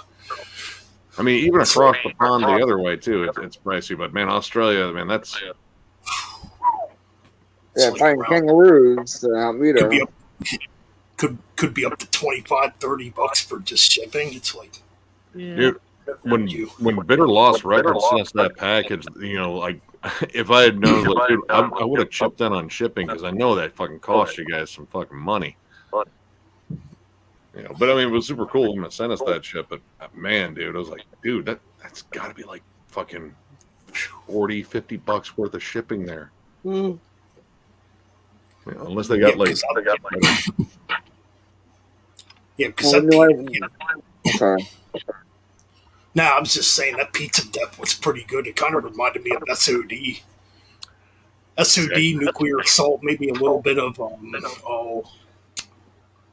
trying to think of the other band. Yeah, I guess with the blast beats, kind of like Cryptic Slaughter. Ooh. All right, I do gotta sit back and jam that one then. I know, like, fucking Chris over at Metal Mania. I think he interviewed him. I know he's played him on a show. I mean, if there is something thrash that I haven't heard, there's a damn good chance that fucking Crypt has already played it on one of his episodes that I missed. Like, fuck, well, there it is. He just went to a show, like, I think last night he went to go see Cognitive and Hath. Looked like he had a fucking ball. Hey, Ben, I'm gonna get going. So Later, man. All right, dude. Thanks for joining. My little sister had me pre-ordered the other day, last month. New Canaveria. I don't know if I know that one. From Opera 9, the former singer of Opera 9. I've heard of Opera 9. Her last CD came out back in 2014 or 15, and she was gone for a while because she had breast cancer. Oh, well, she's rebounded, right? Yeah, she sounds perfect. So, well, that's good, man. Radiation can take a fucking lot out of you. All the treatments. Actually, I was listening to live footage of Megadeth, and Mustaine sounded better than he did when I saw him. I mean, he still sounds rough, but he's gonna need a lot of backup help when it comes down to like a lot of stuff. I wonder how he's gonna sound on the new album. I imagine they're probably gonna put some effects in his voice. Yeah, there's gonna be some tricks added to that. There's gonna be something added there. Like, I mean, they've dropped down the tuning like quite a bit, at least over the course. Because I mean, his range, plummeted kind of quickly. Like, I think the last one where I thought like he had like still like a pretty decent range was, God, man, probably The System Has Failed. Like, I think that one, because on United Abominations, like, you could hear it's getting more gravelly and he can't really reach too high. Yeah. I mean, I guess he was still okay on Endgame. Yeah, I mean, even then, like, well, I don't think he really like pushed himself too high in the range. Like, well, that's probably for the best because I mean, if he can't hit it consistently, that takes less pressure off live in terms of like the live tracks. Like, if he's just gonna go with the gruff vocals for the most part because that's kind of what he can do. I guess stick with the gruffer voice. I know. I know when I saw them live in 2010 with Anthrax and Slayer, they were still playing in standard tuning. I mean, Dave was sounding kind of rough, but he still could kind of pull it off. Then, like 2 years later, I noticed like when the Countdown to Extinction 20th anniversary came out, that's when he started tuning down, and you could really notice the shift in his vocals. Yeah, I mean, well, he he lived pretty rough, but I mean, how he's live is amazing. I think I was talking to Jeff about it. Like for vocalists, like there's maybe like a good 10 to 15 year gap where if you do it right, like find a good method where you're not tearing up your throat for like harsher vocals or even singing too, because that takes a lot out of you. You got like 10 to 15 years where you're sounding pretty good, and it's very rare to see vocalists still kind of hang in there well past that mark. Like Rob Halford's kind of an exception. The dude's still got a tremendous range. He's a legend. Eric AK from Flotsam and Jetsam. Ooh. Dude still has he smokes a fucking pack a day. So he still smokes cigarettes like a motherfucker, and he still has a great vocal range. Crypt interviewed their guitarist, the main dude. I can't remember his name, but yeah, they said like Eric. He was even saying I don't even get it. Like he smokes a pack a day. He still drinks beer. I mean he's still partying and you hear him and he's just fucking killing it still. Like I mean he's still I would say at the top of his game. Right. You know, I think sounds better now. I know Mel Bennett don't like him. My better Death Punch, their lead singer Ivan. He quit smoking. He quit drinking. Should quit making music. You know what? You know what he cleaned up for? He has a granddaughter now. I don't like him. I mean, like as a person, as a singer, I mean, he's okay. Like, at least, like, all right, when they came out, it came at a time where everyone was doing those high pitched, like, emo vocals. Like, if you were a metalcore band, you had to have that big kind of emo-y chorus occasionally. I was like, no, that's what turns me off. Yeah. But like if Five Finger Death Punch was straight up heavy, I would probably maybe like them. It's so like I told Mel Ben earlier and everyone before you got on here, Nick. That producer for the new Fozzy, he should quit doing metal. Who'd they get? He's been on their last 3 albums. They got Johnny Andrews. I don't know that one. He makes Kevin, the guy who did the production for the last few Ozzy CDs. Kevin Kuko, sorry his name is. Wait, for the last Ozzy, or you say Ozzy or Fozzy? Ozzy. Yeah, Kevin. He also produces all the Fire Death Punch CDs, current ones. Oh. Kevin Kuko, or his name? Let me actually see. I'm gonna look him up here. Kevin. He produces the first CD. He produced Britney Spears CD too. You talking about Kevin? Hold on here. I'm looking it up right now. Production.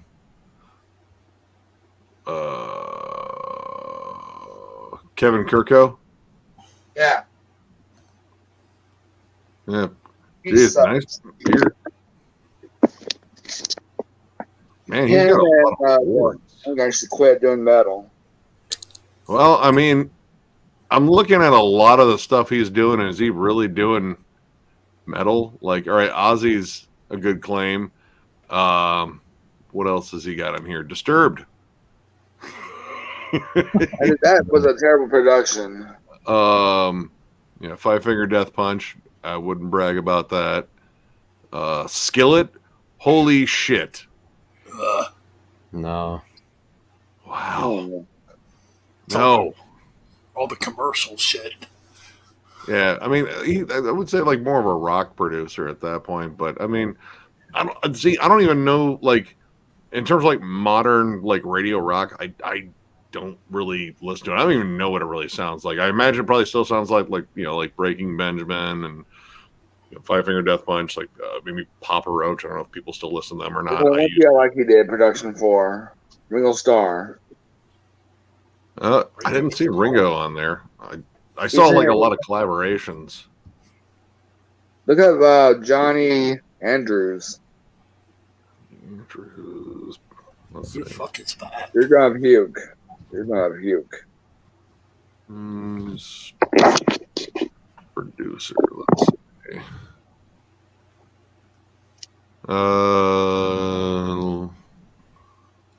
Okay. Singer, songwriter, producer. Let's see. Multiple number. Oh, he's written a number of singles apparently. Three Days Grace, Hailstorm, Flyleaf, Motionless and Wide. Man, a lot of stuff that I listen to. Jesus, I mean, as a hired gun, he seems like he's fucking making out. But he should not do metal. Again, I don't know if he actually is. I'm looking at his credits and like, let's see, like, hold on, let's see. I mean, Hailstorm, debatable. Mailing in the Sons of Disaster. That's more southern rock, but I mean, it does get heavy. I do actually like that band. All It Remains, but not a good one. Ugh. Yeah. Sick. Yeah, like the first three, that's all you need from All That Remains. The rest of it, no. Yeah, actually, fucking John was telling me they were touring on The Fall of Ideals, like doing an anniversary tour, and I was like, that is a really good album. I really like that album. They're playing the whole album backwards, and then they come back and do like a couple of the big songs as encores. But I'd go see that. Yeah. Third album? Yep. Yeah. Yes, the third album. Okay. See, it's been a long time since I've listened to them. It's still, I think, their best album. Like, for sure. Ollie Herbert owned on that album. That dude was such a good guitarist. It's just sad what happened. Yeah. I still think it's like, fucking wife. Yeah, he actually put like effort into his guitar solos too. Right. Like he spent months writing them. He didn't just like wail. No band I miss the most. Pantera. Yeah, that one was unfortunately I just did not see them getting back together. I saw them on one of the last tours in 2001 with Soulfly and Morbid Angel and Nothing Face. And from what I heard, like at that point, like they were all like in separate buses, like, you know, the Abbott brothers had their own bus, and then, you know, Phil and fucking Rex kind of had their own, and like they were, it was pretty much Abbott Island and then the other guys, and no one was really talking to one another, and, you know, I don't know, it just got kind of bad in there, and, you know, Phil had a lot of drug issues, you know, it got toxic. Like, you know, when they split, like even unofficially, they really didn't even announce it. Like, just like, I guess Pantera's done. You know, I just kind of, I didn't think it was gonna come back to that. It was just too much bad blood, I think. Yeah, bad blood hurt them badly. I don't know. I think maybe they could have buried the hatchet someday. I mean, I remember when Dimebag died. I was at a hospital, and I was sitting in my recliner. My mom woke me up that morning and told me that Dimebag died and all that. I started crying. I was in the car with my mom. Actually, my sister told me because I was, you know, just with my mom. I think we're probably out doing Christmas shopping, and she told me, I was like, oh my God, I'm so sorry. And, I was like, man, is it true? And then I had to look it up. Like, as soon as I got a signal on my phone, I was like, oh my God, it's fucking true. And it happened here in my home state. I was like, that hurts even more. Like, that is something, a horrible, and like, Ohio's got enough bad shit. But, yeah. And that one was pretty much like, I just didn't, Pantera was done at that point. Like, I did not see anything without him, like, tribute thing. But even like not long before Vinny's death, like he still resented the shit out of fucking Phil. And Phil, to his credit, straightened out his life, fucked up quite a bit to get there to that point where he had to straighten shit out. He's cleaned up now. He's doing good now. Like he's, I think he quit drinking, just smokes a lot of weed, and He'll never quit that. Oh, he ain't gonna quit that. But you get older, you calm down. At least you should. You have to at a certain point because, man, your body won't be able to take it. Dude was clinically dead, I think, on the Great Southern Trendkill tour. One of the tours they did. Yeah, he was clinically dead for like 5 minutes or some shit, like 4 minutes. Yeah. Because around that time, he was having real bad back pain, and he was like using heroin and drinking whiskey to numb himself. Dude. It was horrible. Yeah, because he didn't want to take time off to get surgery and shit. Right. It's like, man, you should have just took the time off to get that surgery. Yeah. The fans will forgive you because you'd come back and you'd be alive. And I mean, the years and years of smoking and drinking, like, I mean, Phil's still got some of his voice, but not much of it. Like, I mean, he raked his vocal cords over the fucking coals to deliver some fucking big fucking shrieks. I mean, he'll never ever be able to sing Shattered or Cemetery Gates ever again. Dude, from what I heard, like even the Cemetery Gates, those high notes at the end, like he said, like, dude, I had a string to get those back then. Like, that was not necessarily his actual range. Like, he pushed really hard for those, and I was like, man, I don't know how many of those I have in me. I was gonna say that's like a fucking high.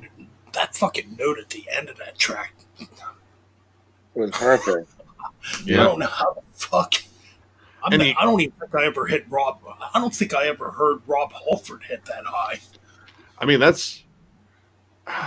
maybe like Painkiller or Exciter, but man, yeah, like, and you could just tell like where his natural singing voice was versus the high notes. Like, this is, that's way out of there. Like, you're not going to be able to do those forever. And plus the direction the music was going to, like, it was going to get heavier, more raw. Oh, yeah. You're going to have to sacrifice some old songs there. Right. And it was the right direction to go in. I mean, at the time. Yeah. Despite what people say, in the mid to late 90s, man, metal was struggling unless you were Pantera. Like, Pantera was just fucking doing good. They were filling fucking stadiums. Right. Hell, I don't even think Slayer was doing that. Back in the 90s, too. Ice Death's been hurt a lot.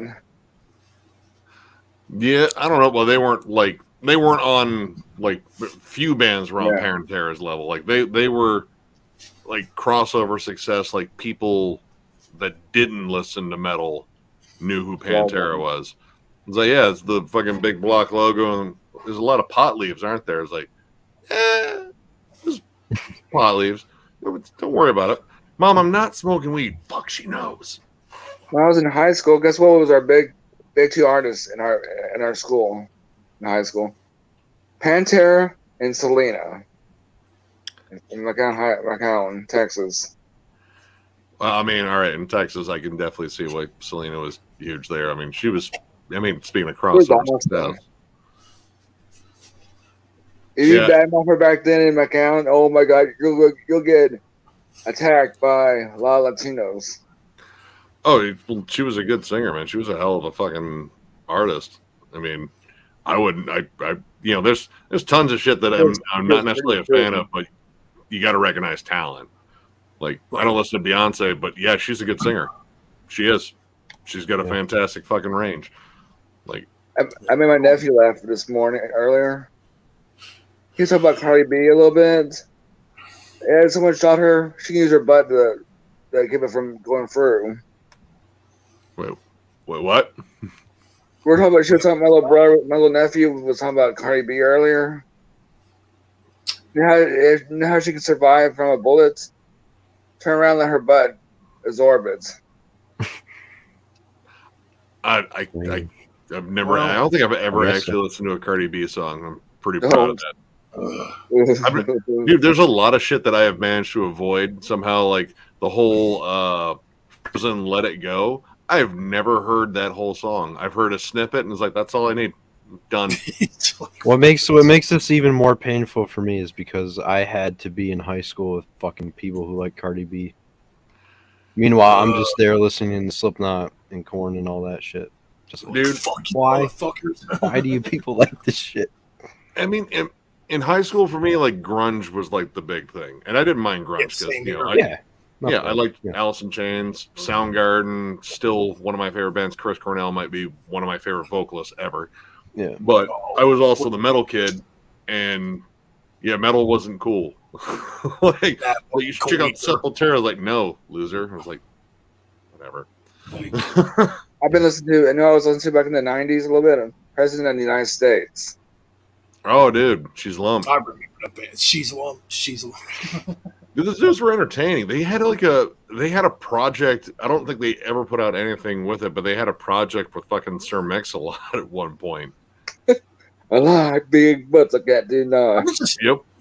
I was kind of thinking about that earlier when I was watching Jeff's Warrior Soul video, or his Warrior Soul deep dive. I'm like, man, the '90s were different because you had all this better today. I mean, better. I don't know, but I mean, that's all perspective. I don't know about that. I mean, there's some great death metal in the '90s. Oh, obviously.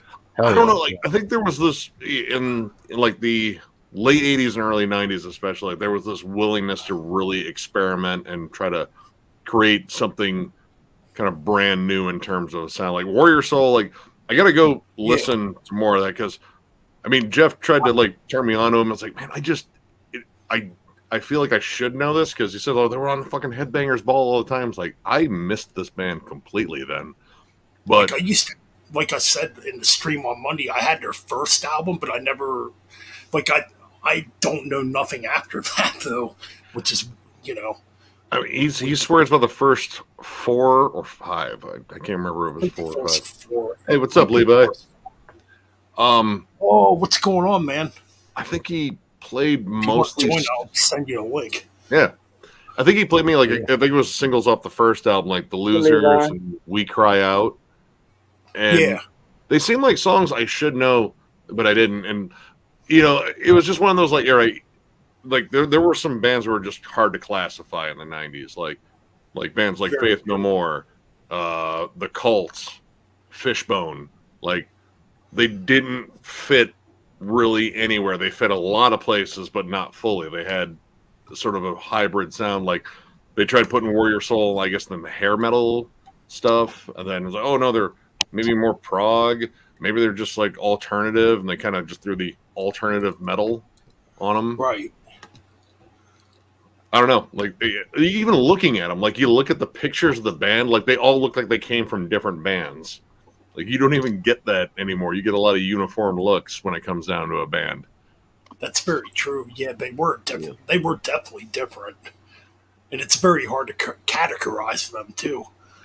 Yeah, I mean, I'm gonna eventually sit down and listen to them. I got so much shit I got to fucking jam. Then I heard him talking about a band called War Babies, which I actually do kind of remember War Babies. That's a weird one too. Because that's coming like at the end of hair metal, going into the grunge thing, and their sound was more Aerosmith. It's weird. There was like he also brought up Saigon Kick, which admittedly I don't think I've ever listened to, but everyone says like, oh yeah, that was like people tried lumping them in like the hair metal, like post hair metal kind of thing, but they didn't really fit there either. Yeah, actually, I used to have the Lizard from Saigon Kick on cassette tape. Yeah, they did have that one power ballad "Love Is on the Way," which is very hair metal sounding. But the rest of the album, it's like heavier. It's weird. It's one of those. I've been like just kind of curious because I remembered like when I was just getting in the middle. What's up, Levi? Levi, Like, there was I want to say it was probably one of my mom's old boyfriends. Like, you saw that was listening, like, you know, Metallica and Megadeth and shit like that, and was like, she got Saigon Kick. They're pretty interesting, and I just never got around to it. But I think that same dude turned me on to Ministry, and I was like, okay, this, yeah. yeah, that's probably around the time I got into Ministry too. Like when Psalm 69 came out. Mine is a terrible thing to taste, and Psalm 69. It's Yep. those two albums definitely were like course changers for me. Psalm 69 I'll still put on and jam the living fuck out of it. It's such a good album. Oh, I still have it on cassette tape, actually. Like, I think the cassette since I was a teenager. I think I still got my OG CD. I mean, it's kind of beat up, but it still plays. Oh, another one I used to like from back then was Nine Inch Nails Broken. Oh, Broken and Downward Spiral got a lot of play. Like that was my shitty teenager. I'm in a bad mood. Just leave me alone to be shitty in my shitty room. Right, exactly. Like that was that. That well, that and like Typo Negative, but that's like I'm sad shitty. I thought it was one of my favorite bands from the I grew up on. Scatterbrain. Who was it? Scatterbrain. Scatterbrain, okay. I don't even remember them. There was a lot of like strange bands. Like Don't call me dude. I've kind of stopped with. I latched on hard onto like Faith No More. Like Faith No More was like that was the weird band that I love. Like them, Prime. Oh shit! Hey, Levi, you're pretty loud, man. Yeah. Oh, really? Oh, hang on. What you guys listened to before you became metalheads? I was curious. I listened to some early hip hop, 80s pop, classic rock. I mean, it was a lot of your like. All right, when you're a kid, you kind of listen to what your parents listen to. Like they listen on the whatever they're listening to on the radio. That's the stuff Like you latch on country, hit, and all that. Yeah, I was No gonna say I always grew up with music, so like before I got into metal, it was like Billy Squier, Def Leppard. Yeah, Def Leppard even that early on. Madonna. I listened to Madonna. Yeah, dude, I liked early Madonna. Yeah, there you go. Yeah, I just got this recently. It's so Actually, good. in one of my next purchases, I'm thinking of making over at Night Shift Merch is getting Angel Dust. Finally, Dude, Angel Dust is the best one. That's my opinion. That's a damn good album. Yeah. Yes, But I mean, it's probably my favorite too. I still have it on cassette too. I listen to a fuck ton of Phil Collins and Hall & Oates. I was gonna say Phil Collins, Giant Hat. Pink Floyd. I mean, Pink Floyd was huge. Peter Gabriel. Oh yeah, Red Sledgehammer. Rider. Red Rider. Oh, wait, no. I don't know. Maybe do I know Red Rider? Peter Gabriel. Peter Gabriel song, I'm just trying Sledgehammer. to think back to my childhood. it still baffles me how with Hall & Oates that Neil Kernan produced a lot of their big stuff, and then he goes on to produce Cannibal Corpse and Nile. You gotta be kidding me. Hey, yeah, no, he did Yeah. Corpse Test It's actually no, it's true. and Yep. Wretched Wow. Spawn, yeah. and Wretched Spawn, yeah. And also helped produce one of the greatest live albums of all time, Unleashed in the East, Judas Priest. I mean, dude's got creds. Like when we looked that up for the ranking, and she was like, "Jesus Christ, man!" He's done I mean- so much. He did it. I think he did a better job on Wretched Spawn than he did on Gore Obsessed. Oh yeah. I agree. And then hell, I was actually watching the documentary, the making of Those Whom the Gods Detest by Nile, and seeing them work with Neil Kernan and Eric Rutan on the drums. Wow. They were just like goofing the fuck off, especially with Carl coming in with a cup of coffee, empty cup. He's like, "This is some tasty stuff," Whoa! Pretending like he's about to spill it all over the console. Like, Carl, you about gave Neil a heart attack. Dude, actually seeing Niall like live again, dude, Carl, like, dude, he seems like he's just having a good time up there. Like, he's smiling, and he's like, I'd want to go see Niall so bad, dude, I would love to see Niall. so good. I was shocked they're running 3 vocalists now. Like, I thought it was just the new guitarist they brought in and Carl, but the bassist is also doing it. Yeah. And, well, it's cool. They kind of have their own distinct sounds too. They actually like were really able to like off pivot each off other. of each other. Yeah, kind of like on Black Seeds of Vengeance, you could clearly tell each of the 3. You could tell Carl, you could definitely tell Dallas, and then Chief Spire, he had his unique style. I mean, I like the new guitarist in there. Dallas just had such a unique voice. Like, I really liked like the power behind it. Yeah. Yeah. Yeah, Black Seeds of Vengeance. That was the first Niall album I ever bought. I think mine was In Their Darkest Shrines. Mine was Catacombs. Yeah, when did that one come out? I like Niall was one of those bands I always saw on like all the fucking Relapse ads everywhere, like Metal Maniacs. But I 2000. 2000. That's when I got Black Seeds. I still have the CD. Yeah, and Catacombs was 98, I think. Amongst the Catacombs of Nefrenka. I was just reading about him in Metal Maniac, and I'm like, oh, I got to check this band out. Like Egyptian theme. Metal Maniac, Mr. Black, you saw in there, Professor Black. You know who band he's in right now? He's the drummer for Pharaoh. Yeah. Pharaoh? Yeah. I do remember Professor Black being an author in Metal Maniac magazine. I think, oddly enough, it was a non-metal publication that did a review of In Their Darkened Shrines, and that's what kind of like, you know, like, all right, well, this band's clearly got like bigger appeal. I got to check them out finally, and I picked up In Their Darkened Shrines, and Sarcophagus pretty much did it. Like, that fucking album blew me away. When I got it back in 2002, I couldn't believe the production on that album. I think, honestly, at that point, I don't think I had heard drumming that fast. Like, the only thing I could compare it to was, you know, Pete Sandoval. But it was like, wow, there's another fucking Pete Sandoval fucking player. I think, was that before George Callias joined? Yeah, that would have been Tony Laurino. Yep. I think he was a Vital Remains. Yep, and I think he also did time in Angel Corps too. Yeah, and what'd you do, Levi? Oh shit!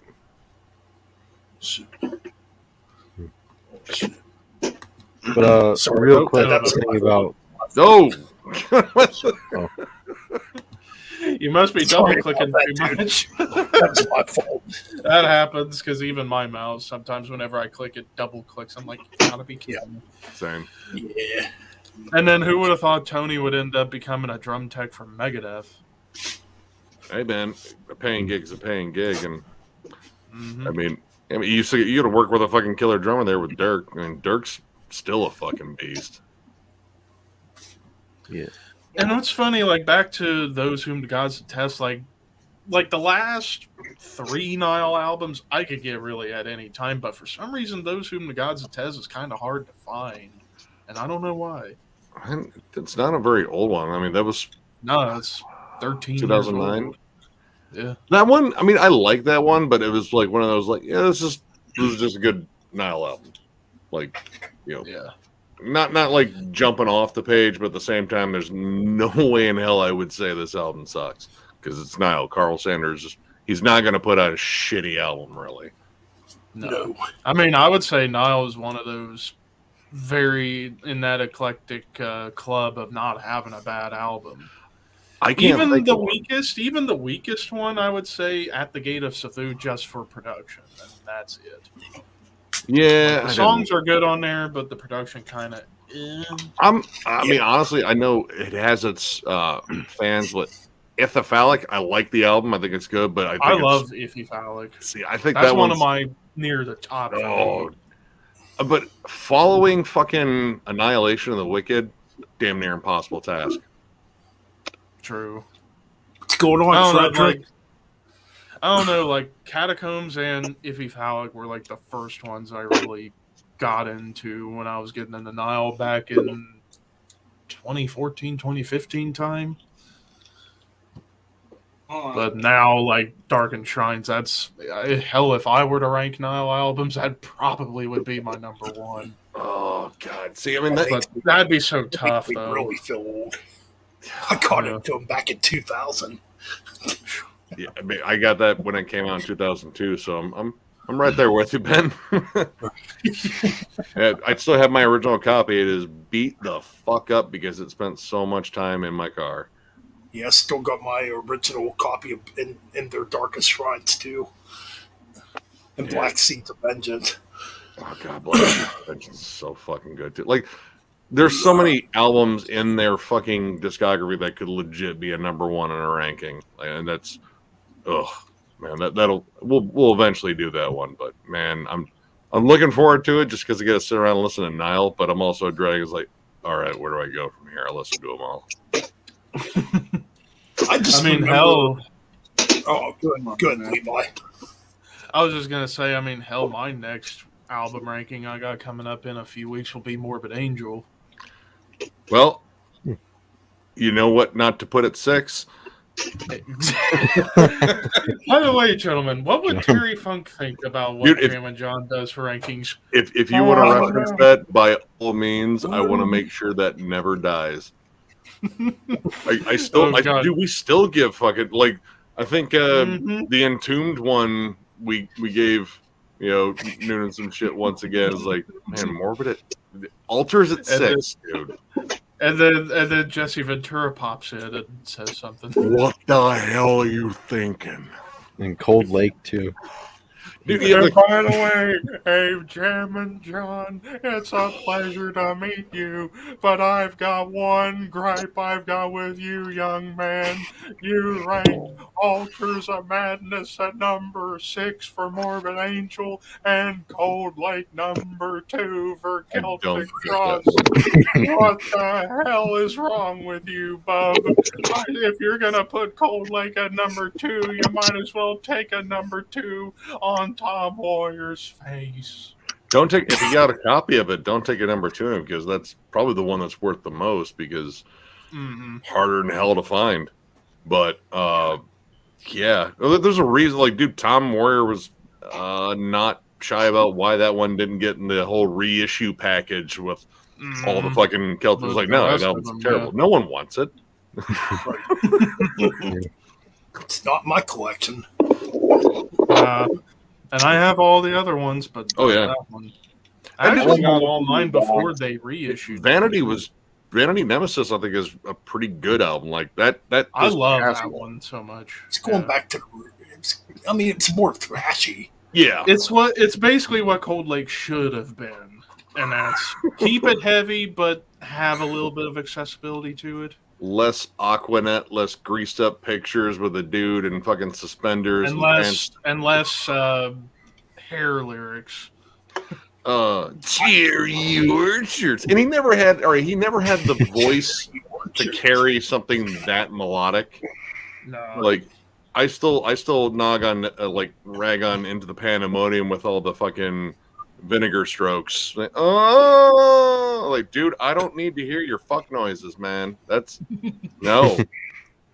Like, oh, I'm sorry. We're done. Go home. It's all about Morbid Tales. Morbid Yeah. Tales in the last album they did. Oh, dude. I mean, Monotheist. actually, I got that one on vinyl. Oh, dude, Monotheist.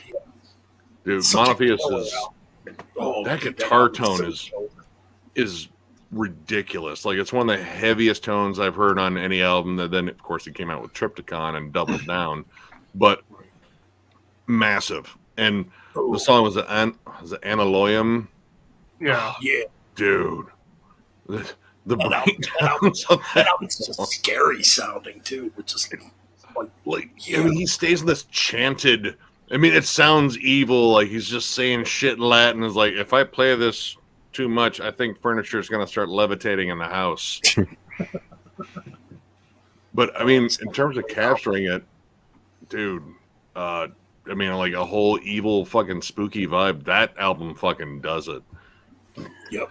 I mean, hell, that track, Totengod Triptych, where Martin Eric Ainge just screaming his ass off, like as if you're stuck in the woods and you're terrified of what the fuck this guy is screaming about.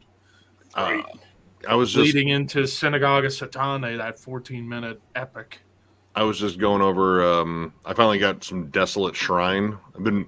That's always been like I listened to him once, like years ago, and I was like, this is okay. And then I got a couple of their albums when I was in Florida. And I was like, dude, this is some fucking evil sounding fucking death metal. And I fucked up. I should have got this shit years ago, dude. Like layered vocals and screams and groans in the background. There's like pianos and there's like lots of ambient noise, but fucking riffs.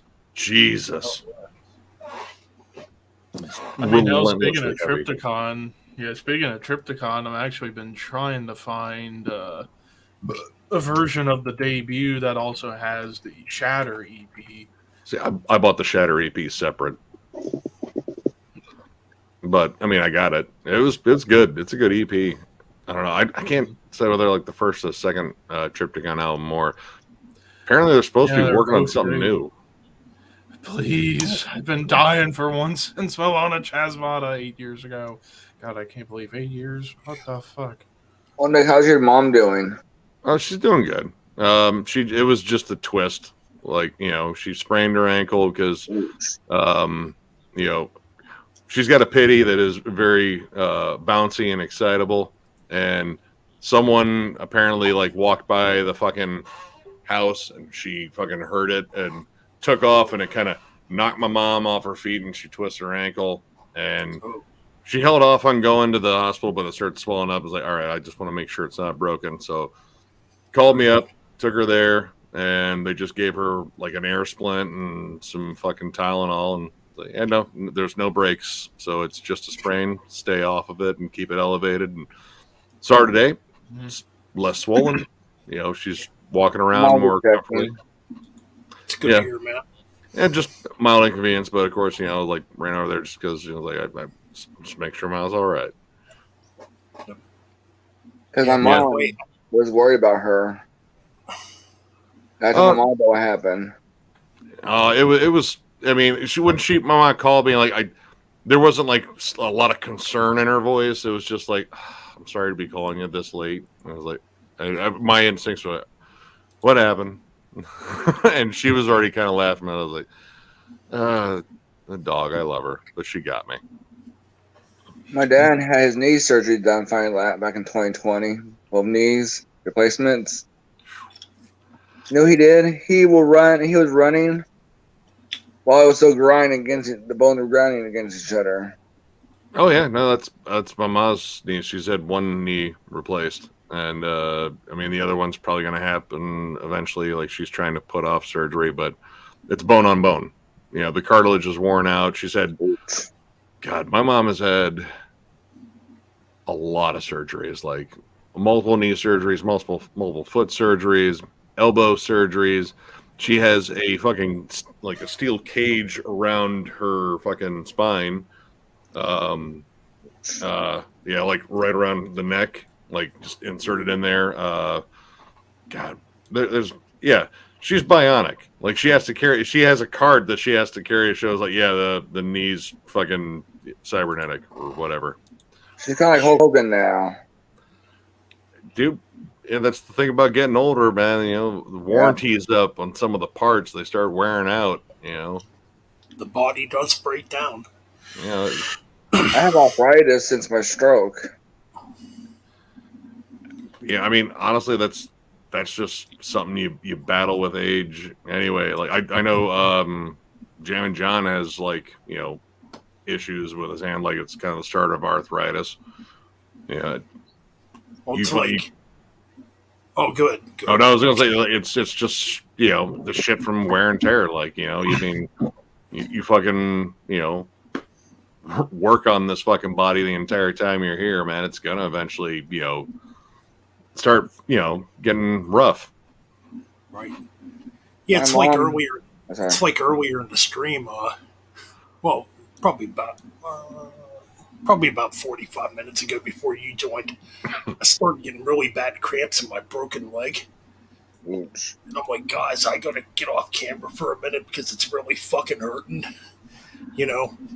Are you okay? Oh no, I'm fine. I just had to walk around and strengthen my leg a little bit. I think it was over at my mom's. Like John sat down, and then immediately like his leg cramped up. Like fuck, I gotta stand up. And Yeah. That's what happened here. It's like it's That's weird. painful. oh, I've woken up to like my calf cramping up. Like actually, I guess one of the ways to avoid that is eat more bananas, like potassium. Yeah. Supposed to help out. So I eat bananas. I like bananas though. So Oh, Oh, bananas are awesome, dude. I make a really good chocolate banana cake from scratch. Oh, cool. dude, that doesn't sound bad at all, man. I mean, hell, if I ever get the chance to go back up towards Toledo and we get to hang out, I'd be glad to make it for everybody. I mean, yeah, I don't know. Apparently, Toledo is unfortunately seems like it's in the news for bad shit here lately. Like, there's been a lot of shootings, like more than I am comfortable with. Now, granted, not in my neighborhood. My neighborhood is That's boring. scary.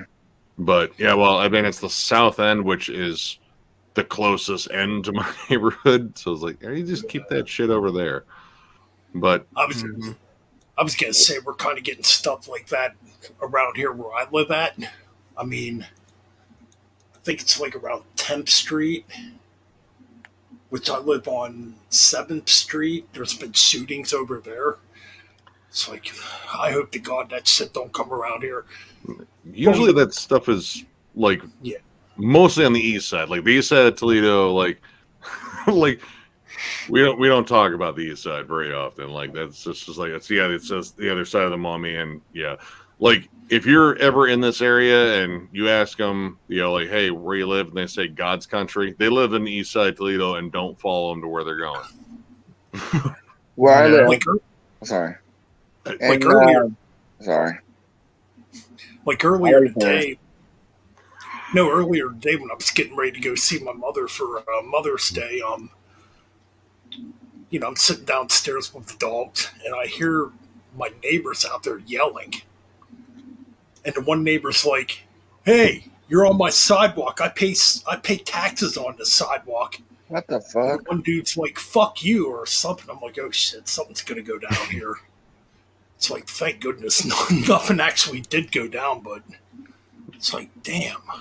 It's like that's technically city property, bro. So it's not yours. Exactly. So Yeah, it's not yours. I mean, maybe No, Ben, you'll hate Cape Dorado, where I live at. yeah. I live in Jackson, but Cape Dorado used to be real peaceful and all that. If you go to deep south of Cape, Yeah.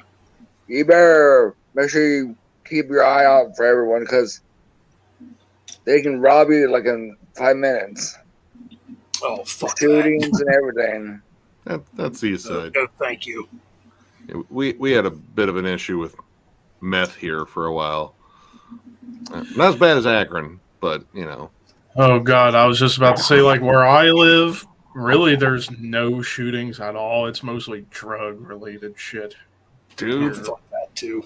Yeah, I mean, we had like a lot of issues with for meth for a little bit, but prescription drug abuse, like that became a big thing, unfortunately here. And well, I mean, I don't know if like the stats have dipped back into like the good or the bad, but I mean, yeah, man, sometimes cities get rough. Like, I mean, at least like Toledo is like the right size city. Like it's just big enough where there's actually shit to do, but it's also not so big where like, God, this place is just infested with people and I can't get anywhere.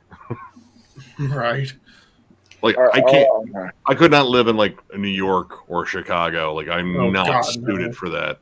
I could not do Nah. that either. I'm not even a city guy myself either. No. Like visiting a My cool sister city, like lived in St. Louis, Missouri. yeah, like going to Chicago for a few days. Like, dude, I'm a history buff, and Chicago is fucking steeped in it. So, yeah, I mean, you got essentially the fucking birth of organized crime. Kind of, Chicago is like the main hub for that. Got So- Ryan back. Hey, Hey, what's Ryan. up? Oop, kind of loud. Oh, you gotta be kidding me. Yeah, God, fucking. yeah, that's definitely loud. Don't. If we tell you you're loud, please don't scream, dude. Yeah, please don't. God. Who came from News from St. Louis? I've already had a lot of a lot of shit to deal with already today. Ugh. Knew famous from knew one of her actresses from St. Louis, Missouri. He was in It's a Price. Vincent Price, yeah. Yeah. My oddly enough, I think my grandmother actually like worked with him on like plays and shit. He's a nice dude, I heard. Yeah. I have a friend of mine. She absolutely adores all things Vincent Price. Like I watched a ton of his movies growing up. Like Vincent Price. I was grew the up on him. shit. A lot of the stuff that he did with Roger Corman, which Oh, Roger yes. Corman that dude just put out movies. I don't even think he even fucking he's like, I'm just okaying this and putting my name on it. Go ahead and put it out. It's like, it's terrible. I know, but we can cut production costs here and here and here and here. Like, he's the king of schlock. No one. I don't think anyone was as prolific as him. Batman. Yeah. Oh god. Yeah. Not my favorite role of Vincent Price, but yeah, that was one of them. You know, But yeah, speaking of movies, I went and saw Doctor Strange 2 Friday night. I I saw gotta go see that. I saw it yesterday. I will say this. I am honestly shocked they didn't make it R-rated. Because good fucking lord, some of the That's gore that's in crazy. there, the horror aspects of it, it's like, how is this not R-rated? Well, you know who directed it, right? Yeah, Sam Raimi. Yeah, Sam Raimi. And there is Sam a Raimi. lot of Evil Dead Easter eggs in this Oh, movie. Like, awesome! quite a bit. There's Campbell Quite in a it. bit. Now I want to see the movie. I'm already It is I'm a really Doctor good. Strange nerd. I've always thought that I will character say, was cool. I will say, like, the one criticism I have, and it's a criticism I've seen across the board, the pacing kind of felt a little bit rushed. Like, the movie's only just a little over 2 hours, not 2.5 like a standard movie is. But fucking everybody kicked ass in the movie. My little sister and my little nephew asked me about WandaVision because of the reference they made in it. I mean, after all, Doctor Strange 2 almost feels like episode 10 of WandaVision to some Yeah. extent. WandaVision was a weird show. I It was weird. Yeah. I liked it, but I'll even say out of the Disney Plus Marvel shows, that is my least favorite, but it's still fun. It's still Moon fun. Knight I mean, was awesome. I gotta finish. Well, I'm gonna finish up Moon Knight tomorrow with my buddy. Oh, Oh, yeah, that finale. you will was shoot your pants. crazy. You'll shoot your pants. Well, I mean, Moon Knight. The fact that they have a fucking superhero with multiple personalities, and that I mean, Moon Knight's always been interesting. He's Marvel's Batman, except he's a lot more violent. Dangerous. Oh, yeah. Oh yeah. Yeah. Yeah, and then I think... Give me a second. I'm gonna go pee and have a smoke. We're right back. Alrighty. I was going to say, like, hell, the next show, just 4 weeks away, is the Miss Marvel show, which... Oh, It looks fun. It looks fun. It's more like high school oriented, but it should be a fun, like lighthearted show. Then we're supposed to get She-Hulk after that, which I can't wait I want to see that. because there's even rumors. There's even rumors that Daredevil will be in there. Yeah, man. Oh yeah, talking about capes. I'm sorry about changing the subject matter. I went to see my my late grandfather's home. They condemned it. It's a 100-year-old house. Wow. You know what's sad about it? When he died and my grandmother died, became a drug house. Oh, I would want to be a Fuck. spirit coming back from the dead and haunting them motherfuckers. You're like, get Right. the fuck out of my house, you motherfucking junkies. We're gonna march your asses to prison. You dumb fucks. But yeah, now after with Doctor Strange 2, now it makes me look forward even more to Thor here in 2 months. I think I think I was already spoiled because I saw one of the trailers, and I get it over the fact that I heard the voice and saw the wheelchair. I literally screamed Yeah, me at the top too. of my lungs seeing that freaking, Yeah. because I know he's Patrick Stewart as Professor X in there. And Levi, you know what I thought was cool? My fan pick for Mr. Fantastic happened. Yep. I always wanted him to, since I heard his voice and all that, he looks like Mr. Fantastic before, like in The Quiet Place and all that. Mm-hmm. Yeah, John Krasinski. Well, I mean, hell, actually, I didn't know about this until after seeing the movie, but originally, John Watts, who did the Spider-Man movies recently, was going to do the new Fantastic Four, but he dropped out. So Yeah. that opened the door for John Krasinski to not only play Mr. Fantastic, but direct the whole movie. He'll be a good And I director think he'd do a great job. He'll be a good director for Fantastic Four movie. Sam Ramis. No, I don't think Sam Raimi would really do Fantastic Four justice, at least to me. I think James John Cameron. Krasinski would do pretty good, and also, please, Marvel, let Emily Blunt be Sue Storm, and you can have both her and Krasinski real-life couple together. Now, the Wait, wasn't this? I need to ask. Wasn't the guy you're mentioning? Wasn't he the Mr. Fantastic in the previous two? Not the shitty No, Toilet Team remake, no. but the other two. No, that was somebody completely different. That was like Well, I somebody want to make a pitch. I want to make a pitch. Chris Evans as Human Torch. I want to at least see him as Human Torch one more time. maybe in Secret Wars we might get that just for laughs. He'll be a good actor for Human Torch, I think. Guy from 911 that plays as Buck on 911. The TV show 911 on Fox TV.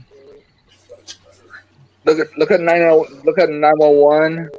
Watch that show. Alright. It's good. I already had in my mind who I think should be Human Torch. Some people might laugh or think I'm stupid, but I think Zac Efron would make a good Human Torch. Yes. Actually, yeah. Because he's got that smart-ass humor, especially in movies like Neighbors and That Awkward Moment.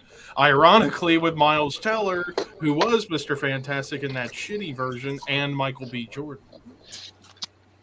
So he already has some history with people who have been in Marvel, so I think he'd be good in Human Torch. Now, who the hell do you cast as the Thing now? The original guy. Michael Chiklis. That would be ideal, but I don't know if he has it. I would say combine his real life form and then that CG form. That's probably one of the best things about that 2015 remake was the Thing. The Thing looked fantastic CGI wise. It looked like the Thing. That's the best thing in there. The rest of that movie was shit. Yeah. Who'll be good? Who'll be good for Dwayne Johnson? I'm not Dwayne. I mean for the Thing. Get Sheamus. The wrestler. Sheamus? Oh wait for Black Adam. They're both Irish. Levi, I'm sorry. I don't know, man. How about Brock Lesnar? I cannot see Sheamus being an actor. I really can't. Sheamus Nor Brock sucks. Lesnar. I like Sheamus, but I don't see him being a movie actor. Yeah, When I he's look in- at him, I don't think that. He was in that Teenage Mutant Ninja Turtles 2 movie. Oh, that movie was horrible. What movie? I mean, hell, I could have said John Cena if he wasn't already as Peacemaker in DC. But can you see him? I can Yeah, see I him can. being John Cena, John Cena, John Cena, John Cena. Sorry, man. I could see John Cena being the Thing, because he's Ugh. after all he's got to have is the CGI and just go in his tough voice and he cracks some jokes. I mean, I from think all they just accounts, know from what Byron. I've heard, I mean, maybe he's a good from all actor. accounts, Yeah, yes. I mean, hell, I haven't seen the Peacemaker show that he did on HBO Max for DC, but I heard, I heard he was good. fucking great in that. Oh, That's the you only know who else reason be why good? You I know who else be wish. good? That's the only reason why he probably wouldn't be able to do anything Marvel, because he's so tied up with DC right now. You know who I like to see play as the Thing? Get him off Walking Dead. The one that was in Boondock Saints. I have not watched Walking Dead in so long.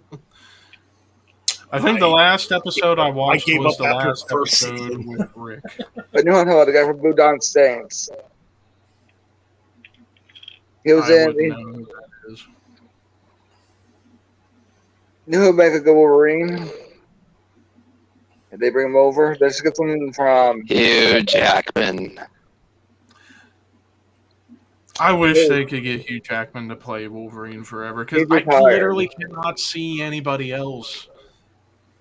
I mean, hell, Marvel can easily pull strings. I mean, hell, we thought Patrick Stewart was done playing Professor X, Yeah. and look at him now, he's back. So Marvel could Yep. easily get Hugh Jackman to He come looks back. stoned in that movie a little bit. Yeah, he said he was done, but if he the right amount of money, he could come back. And he even admitted back in like 2013 at Comic-Con during a panel they were doing for X-Men Days of Future Past, he said that then he wished the whole fucking rights to the characters didn't happen, because he said he and Andrew Garfield both said they wished they were in the Avengers. Oh man. So imagine if there was none of that stupid shit back then. Could you have imagined in the first Avengers movie you have the original six plus Wolverine and Spider-Man together? Oh, It's you know who like they did for? fucking heart attack forever. You know who they did Yep. actor for the Thing? That's on my head. Bruce Campbell. Ash Williams, yeah. Oh, Bruce Ash Campbell. Well, I heard he did cameo in the. I heard he did cameo in the Doctor Strange movie. He did. He did. It was And epic. it was fucking funny. The post-credit scene. Oh my god. One of the funniest things ever. He's just.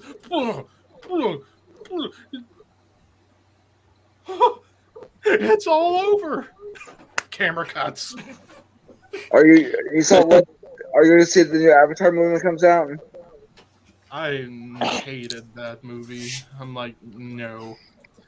When I first heard an Avatar movie, is it going to be based on the cartoon? Nope. Well, fuck it. And I He's trying saw to it do the once part in two school, finally. and I saw it while I was in school, and it's like, okay. Hmm.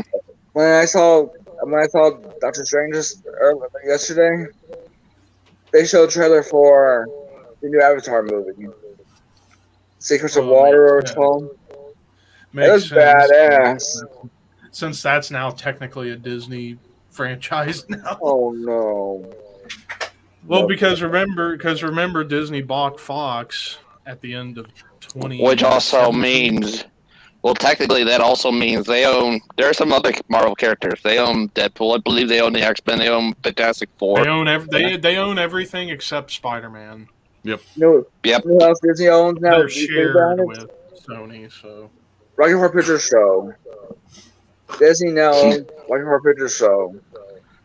I don't think they're going to resurrect that one, they're not. and they shouldn't. Leave it as gloriously weird as it is. They made a remake of it on Fox back in 2016. It I was paid no terrible. attention. You're not going to beat the original. Sorry. Knew who they I got don't- to play as? Knew who played as Frickenfurter in that remake? I was the That guy that used to be a guy, but he's a girl now. From Laverne Cox. yeah. He was She's a good she was actress. terrible. But I mean, honestly, like, dude, you were never going to beat Tim Curry. Like, No. Nope. If That's Tim just Curry like- played a role and you have to fucking play that role after him, you already lost. Yeah. Only one person Perfect actually. example. There's only one That's person right. that actually rivaled him, Pennywise. No, Bill. Okay, but I prefer Tim. Actually, Tim's performance I like, but it is so over the top and hokey sometimes. I think Bill Skarsgård did a great job. Like, he was legit Yeah. creepy. Oh, knew who'd be good? Yeah, some Levi, moments, he'd be good but that's it. for the thing. He'd be good for the thing. The guy that played in the Batman, he plays the butler. The Oh, Riddler. Andy Serkis? Or Yeah, wait, he should do it. He Yeah. plays the thing. Okay. Well, Andy then Serkis again, is a Andy, good actor. and Andy Serkis already just did Ulysses Claw, and they killed him off. So. They shouldn't have killed him off. Claw is like one of Black Panther's like main villains too, and it's He was like, man, awesome, villain. Yeah. you killed him off a little too soon there. Like, they unfortunately Yeah, he did was not only in give him a 2 lot of time. movies. Yeah, no time to develop. Like, Claw was like, I kind of wanted to see him become like the entire being comprised of sound, because Claw's pretty fucking nasty in the comics. You know who I like to see them bring into the movie universe, but I doubt they will? Machine Man, X-51. That'd be, I mean, I don't know. That'd be one they might bring into like a show or something like Yeah, that. dude, But go for him. Yeah. yeah, they're looking for characters that, like, at least for the shows, looking for like, you know, underground characters that have a cult following. Like, that's why, you know, I was excited about Moon Knight, because Moon Knight's Yeah, kind of a awesome. cult following. Well, then they there's actually new- find what all they got coming up for the Disney Plus side of things, because they've got a shit ton coming up. Yeah, we got Miss Secret Marvel next Invasion. month, then we got She-Hulk, and then we're getting that Werewolf by Night Halloween special this year. Guardian of the Galaxy Christmas special, too. Guardians Yeah, of the I Galaxy like Christmas Werewolf by special. Night. Actually, Moon Knight first appeared in Werewolf by Night. That was his first. As a rep. villain on Werewolf by Night. Oh, Yeah. Kicked the crap out of him. Which, that's from what gonna be I've for the heard, She-Hulk series. Howard well, the from what I've heard about with the Werewolf by Night special is that not only could we possibly get a Moon Knight cameo, but a full-on proper cameo of Mahershala Ali's Blade. Yeah. Because you only got his voice during the end of Eternals. Yep. You didn't actually see him on screen, so because I think they're going to set up for all of them to team up during Blade. Midnight Suns. Yep. Yeah, I do hope, and I do hope they get Wesley Snipes and Blade.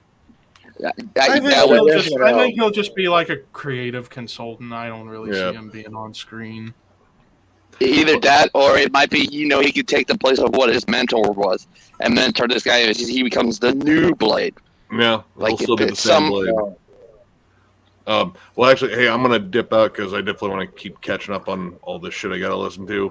But Yeah, I'm actually Yeah. going to dip. thanks for having me. If you're doing something late tonight, late tomorrow night, or late Monday, whatever, it's Monday right now, whatever. Yeah. Yes. But yeah, I might be on later. But yeah, thanks for having me once again, man. Always cool Hey, hanging man, out. always cool to have you on, guys. All right, hails, guys. See you guys later. Later. Peace.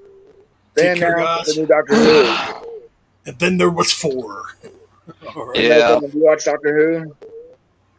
Oh, jeez. No, I heard about the new Doctor. As a black Scottish black guy. I'm kind of happy it's back to a guy, but why an African American? See, I look at his history. His dad moved to. His dad and mom moved to Scotland. Okay, if it's someone is playing a character who is related to one of the many doctors, then I can understand that. Then I won't complain. You know what I learned about him too a little bit? If you see some of his other stuff, he plays a gay character and all that. Ew. Well, You okay, Ben? He You look tired, I dude. don't know what the hell to say, dude. That got a little fucking edgy right there. Now, back in the 90s, I'd be like, holy shit. Yeah. But not this fucking PC age. Oh my god, look what they said. Talking about, we're not talking about, you can't even explain shit to people nowadays. But anyways, Razor man, Fist? we gotta keep. Oh man, Razor Fist make No, you no, laugh. no. We're gonna no. We can do what we want on here, right? We're Yeah. Yep. Trying not to I just trying wasn't not to have expecting anybody. it. I'm like, holy shit, dude. There's gonna be people like coming to kill us now. You guys watch Razor Fist? Razorholic? And from time to Oh, time, yeah, I yeah, only. He is Yeah, funny I to know watch. Razor. Yeah, He's a John Schaefer supporter. hell yeah, man. John Schaefer fucking rules. You know, if people Yeah. don't like it, they could suck our metal fucking cocks. I had a better word. All right, Josh. You take care, man. Yeah, take care, Josh. Thanks for See joining, you later, bro. Josh. Wow. Hey Ryan, I'm getting better internet soon this Friday. Hmm? We're getting a whole new internet this Friday. Cool. We're getting rid of Usenet. Finally. Usenet sucks. Hmm. Our new internet we're getting is called Whisper from Illinois. Capital. We're getting the highest quality one, $140. Wow. In other words, streaming will be better. Awesome. So are you wearing shades right now? Me? Are you It's like wearing Ryan shades? said. No, it's his glasses are illuminated. No, it actually looked fucking cool. I'm like, Look how that's big my fucking limbs cool. are. They're very, like- they're very thick glasses. You know what's the great part? There's light ones too. Cool. I'm like, that's fucking cool looking. Like big You know how dark I got glasses from? shades. But you Yeah. hear this? I used to watch Thundercats real close to Oh, the fuck. TV screen. Dude, Thundercats were Oh, fucking awesome, dude. Oh, I remember them. I never grew up around their time, but I did kind of catch them on Boomerang, and it was pretty awesome. It looked like it was just like it looked to me. It looked like a cat version of He-Man and all that stuff, but it looked pretty cool from what I've seen. You know who Oh, created dude, that man, I'm cartoon? telling you, man, being a kid in the 80s, dude. You would have loved it, Ryan. Yeah, Ben, because who created the cartoon Thundercats? Oh my What god, are those we had specials? Yeah, there's some others I grew up on. Thundercats, He-Man, the Masters of the Universe, Rambo, G.I. Joe. Hell, we still had Hanna and Barbera. Robot. Hell, we still had the Looney Tunes, man. I grew up watching. Yeah, I'm still glad I watched some of those that you've mentioned. I mean, I watched a later version of the He-Man, where it was much more like a modern take on it in the '90s and stuff like that. But I do watch some of those old ones. Scooby-Doo, the Flintstones, the Jetsons. Actually, that modern He-Man wasn't that bad. It was kind of like going along the lines of the '80s, but The '90s. It was going more in the '90s because the '90s was a lot more edgier and stuff like that. So there was some great cartoons that I grew up watching in the '90s. Oh, Freaking Johnny Bravo, Powerpuff Girls. Yes, I am not ashamed to say. I'm not ashamed to say that I've watched Powerpuff Girls, Dexter's Laboratory, Ed, and Eddie, Cow and Chicken. God, Jesus, I did. oh, That was Big near the Bang. tail end, but I did grow up. I did kind of grow up watching Danny Phantom. I did kind of like that. I've kind of appreciated SpongeBob now, but as I was like a teenager, I was like, I don't care about this. What else would I like? What else was there? Oh, Gargoyles. I grew up watching that. oh yes. Pokemon, Yu-Gi-Oh, Digimon. These The '90s were the best cartoon. Best cartoons. I get you grew up in the '80s, Ben, but the '90s had the best cartoons ever. No, in my I would opinion. agree. No, I'd agree because I was still a teenager in the '90s, and there was a lot of good stuff in the '90s coming out, like the Power Yeah. Rangers. You know, Oh yeah. Yeah, I I forgot still about watch that. Power Rangers. I still watch it. I watch it Batman something now. Returns, No Ben. Oh yeah. Mortal Mortal Kombat, Sega Genesis and all that stuff. Mortal Kombat. Oh, you guys want to hear Love something? You know what connects Thundercats to old cartoons like Rudolph the Red-Nosed Reindeer specials? They're done by the same people. The Power Rangers. Wait, no. The ones who did like Rudolph the Red-Nosed Reindeer cartoons from the little puppet tune things, Oh, yeah. they're the ones that also made Thundercats. Oh, there was another ones I liked.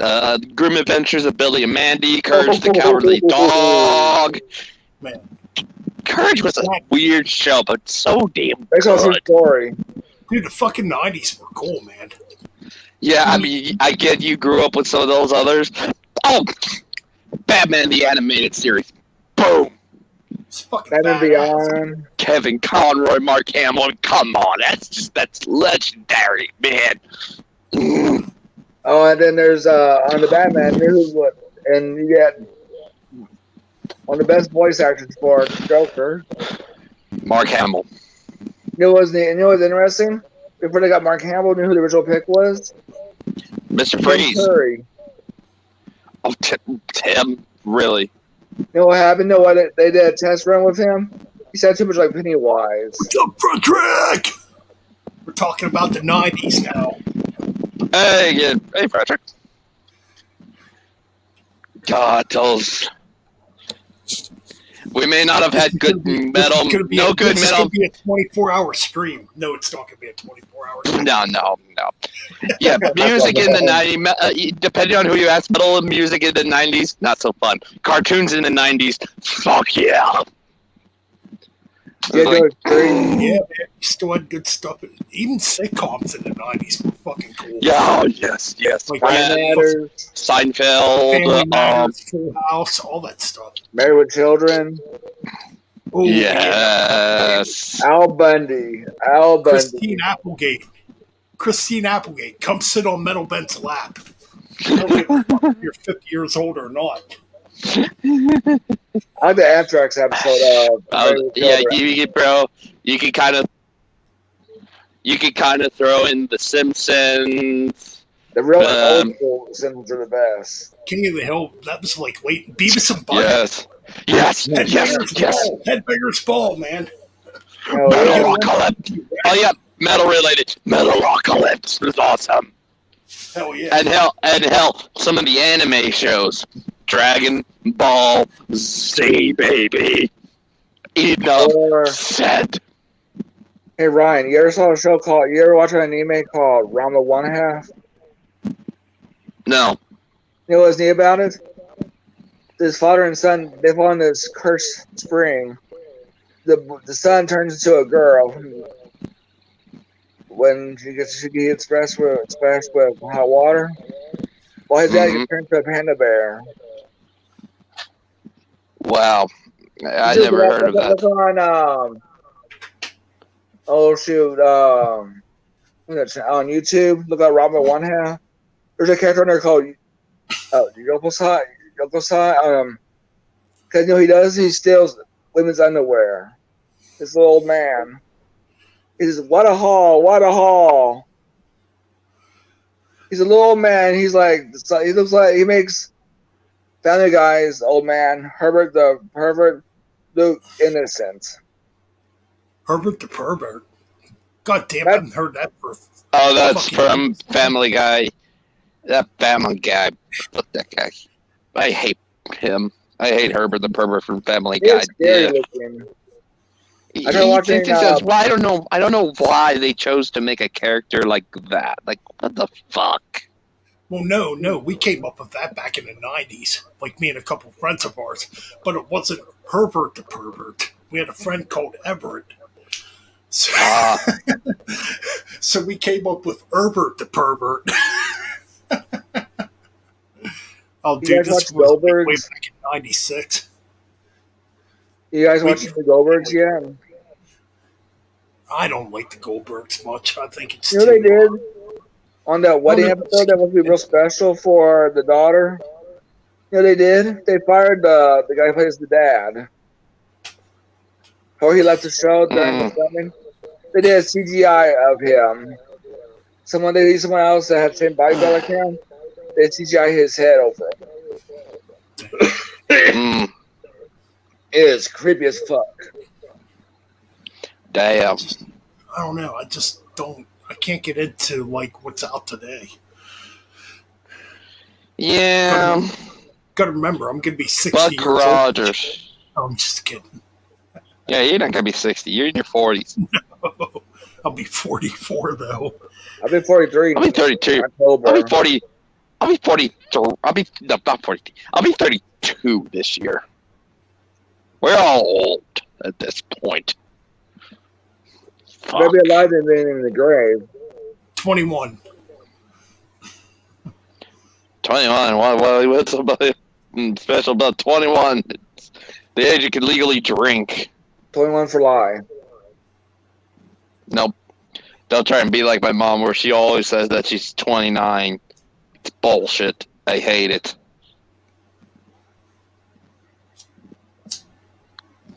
We went to, after we saw that Doctor Strange movie, Ryan, we went to see my brother-in-law's grave.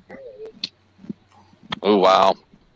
Man, I almost cried. I tried to hold it in. I'm going to break down when I see my sister's grave, my other sister, my sister Carol. She would have been 40 years old this year. She, I remember when we were getting ready to go down to Texas and how my dad moved back up here because he retired.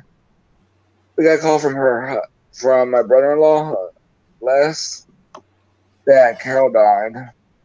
Because she went upstairs to go lay down, she had a headache. He heard a thump upstairs. And when he got there, she was already gone. You know, the last thing we talked about was politics. You know what? That was our last talk before she died. She's a Democrat, and I'm borderline Republican. Well, I think like moving on, dude. To be honest, like there's too much fucked up shit in this fucking world, and politics are definitely not making this world better. They're making it worse.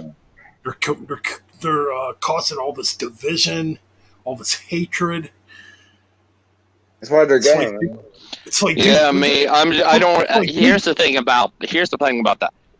I don't give a single flying fuck about everything that's going on in the fucking world. If it affects me, here's the thing. If it affects me personally on a personal level and stuff like that, I might end up getting involved. But if it doesn't, I'm staying the fuck away from it and doing my thing. Meaning doing my YouTube videos, my freaking gaming gore, which by the way I end up bringing back. Oh yeah. And Ryan is yeah, doing all that stuff, and I'm in a racing team. I'm taking care of my shit. I'm taking care of shit on my end. A lot of shit. A lot of important shit. And it's important to me. So if there's something that out in the world that affects me, I might get involved. But if not, I'm staying the fuck away from it. Society can go fuck itself. I told my dad a bombshell about his favorite president, Bush Jr. Oh, fuck Bush Jr. That retarded. That idiot. He's an idiot. He's a freaking. He was just an idiot. He's an idiot. And people keep voting for him. What the fuck is wrong with people? You know what's interesting about him? You know who his cousin is? Wait till you hear this. You better put your drinks down when you hear this. You know who his cousin is? Distant cousin is? Obama. Jeb. I don't honestly care no more. Like I'm gonna be 44. I'm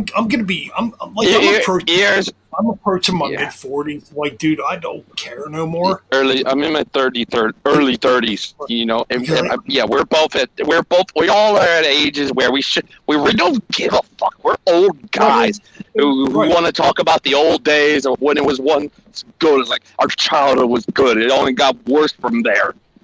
You know, we talk about the good old days and shit like that. We don't want to talk about what's going on in the world today. Fuck that bullshit. We'll talk about the good shit of today. I agree, man. You guys want to hear a funny story? I was in Texas with my dad on vacation.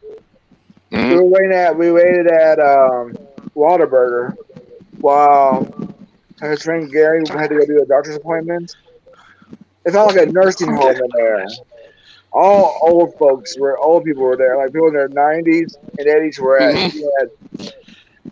I want to say here, Frederick, shut up, man. You're not young. Come on, dude. Just admit at this point, it's just. He's in his prime. Oh, damn, Frederick. Your 21st birthday again? Oh, fuck. This fucking bullshit. Stop with this bullshit. I hate this bullshit. You're 20. You're 29. You're 21. You're freaking. What? You're gonna be 3? You're 3 years old? God fucking damn it. Stop fucking doing that fucking bullshit. It pisses me off. Let's get Frederick on here real quick. Don't get pissed off about it. He's just being entertaining.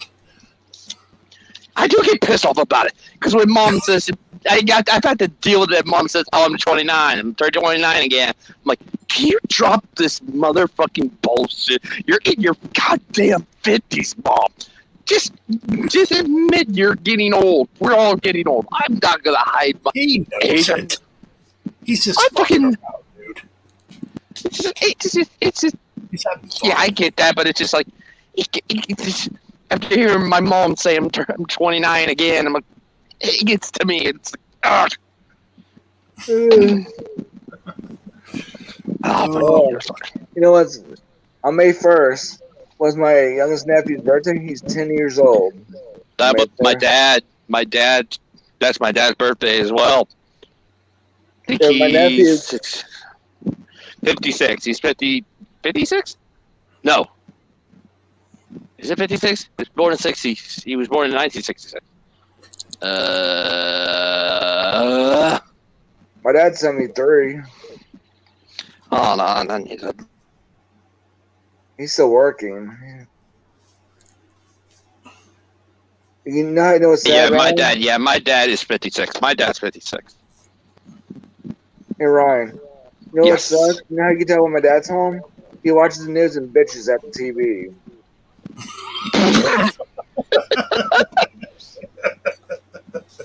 He's a hardcore Republican.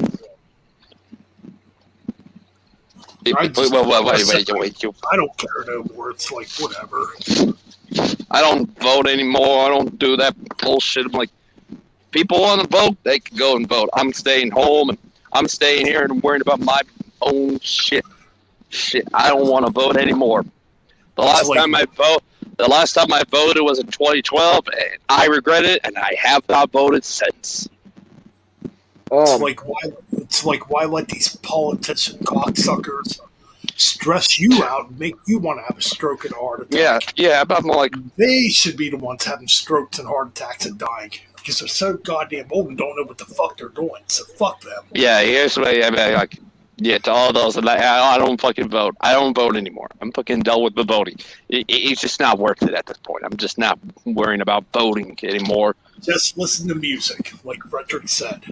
Exactly. Yep. Just listen to music. That's all that fucking matters at this point. The only time we ever... And by spirit, yes, we are younger and younger.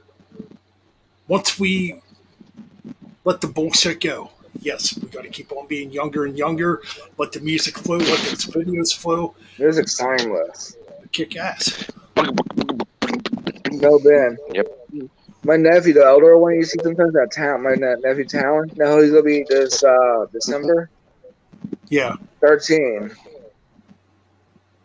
Let me try to think. Do I have any family having more birthdays? Oh yeah, my grandpa. Pop Up. He has a birthday this month as well. I miss Is it my May grandfather 24th? so much. My grandpa is still very much alive, and I'm still fortunate that he is. I can't say the same about my grandma, boss. She's My grandma's She's- been dead long she's time got- now. yeah, my grandma's got Alzheimer's now, so it's they put her in putting in her old people place now. Oh. I saw a picture of her today when we were going out to dinner, and Mom showed it, and God, she hadn't gotten her hair cut and stuff like that. She hadn't gotten her perm or anything like that. It kind of breaks my heart that I've always told her that she was my number one favorite grandma. It's kind of tough seeing the state she's in because with Alzheimer's, it's getting worse. My grandfather on my dad's side had you know what made it sad back in 1999? My Mhm. pop died, Oh God, and two weeks later, and my mom's mom passed away 2 weeks later, and she was in good health. That's kind of a dark year Guys, for me. I don't want to do this, but it's getting too dark in here. I'm sorry. I want these streams to be positive. I'm not talking I get about I get that. Yeah, that year '99 was completely. Yeah, I'll not mention it, but it's. I'm friends with the Yep. singer fan. I'll say madness. Anyway, I gotta get going, guys. My mom probably gonna wake me up early in the morning, so I gotta get going and take care of a few more things, and then go to bed. So great to be on here with y'all again. So until then, I will talk to y'all. I will talk to y'all later. Black. Yep. Take care. All right. I'm gonna end the That's stream good. actually. Moving forward, we're keeping dark shit off of this channel. Yep. Dude. We're doing it. Yeah, I don't know why this came up. I was thinking about stuff. I understand. I mean, we all go through shit. But that just gives ammunition to the trolls. They're gonna troll the fuck out of, dude. They'll troll the fuck out of you. They'll troll the fuck out of all of us. They'll dox and be like, oh, look at these guys. Oh my god, look at it. Look at these losers and all this shit. But fuck them to begin with. I mean, in all honesty, it's cool to come out and be real because there's not a lot of real here on YouTube. No more. I got Ice-T. Just He's now. real. Yeah.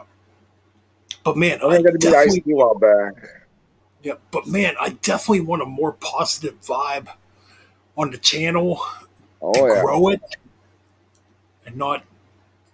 Well, you know what? If people don't want to subscribe to the channel, that's on them. I mean, They don't like it, they go shove it.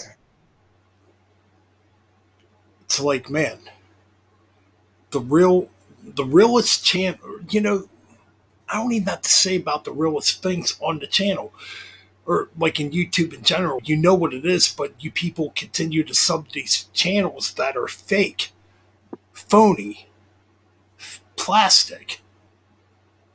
You keep going to these people that will cater to your mainstream music and just the same old fucking shit over and over. When if you come to the Metal Bastards, yes, we get real on the channel, and that's a cool thing. John, I respect the hell out of you for getting real too. But damn it. I watched the other day. Me and my dad watched Dark Side of the Ring. We watched that about Owen Hart. Yeah, man, that almost hit me hard watching that. Yeah. Right. You know what? My dad agreed with me. You know what he told me? This man should be in jail.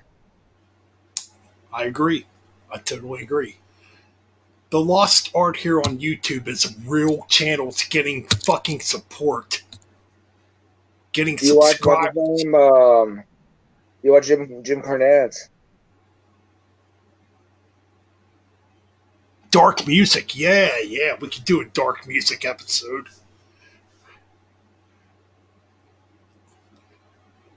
But yeah, man, I agree, man. Like, we can't let these. You can't let evil win. You No. can't let the devil take you. You can't let nobody take you down into the flames of hell. The one thing about the metal community is too is I would like to The believe we all Brotherhood. stick together. We all stick together. We're all about this music. Went from we all went through something dark, and we could take that darkness and turn it into the light. You know what I Oh, mean? We can you definitely know what? do it. And You know what me and Bernard were listening to that day before that happened to him? We were listening to Nevermore. Sounds of Silence cover. They did. yep, He was saying that Warren Dane had a lot of demons. I miss Warren hey Dane. man, hey that dude, that's the good thing about metal.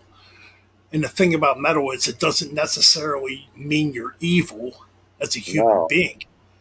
But when that dark music comes out, it comes from frustration. It comes from society in basically reality. spitting on you and telling you, oh, you don't belong or you have no place here. You know what I mean?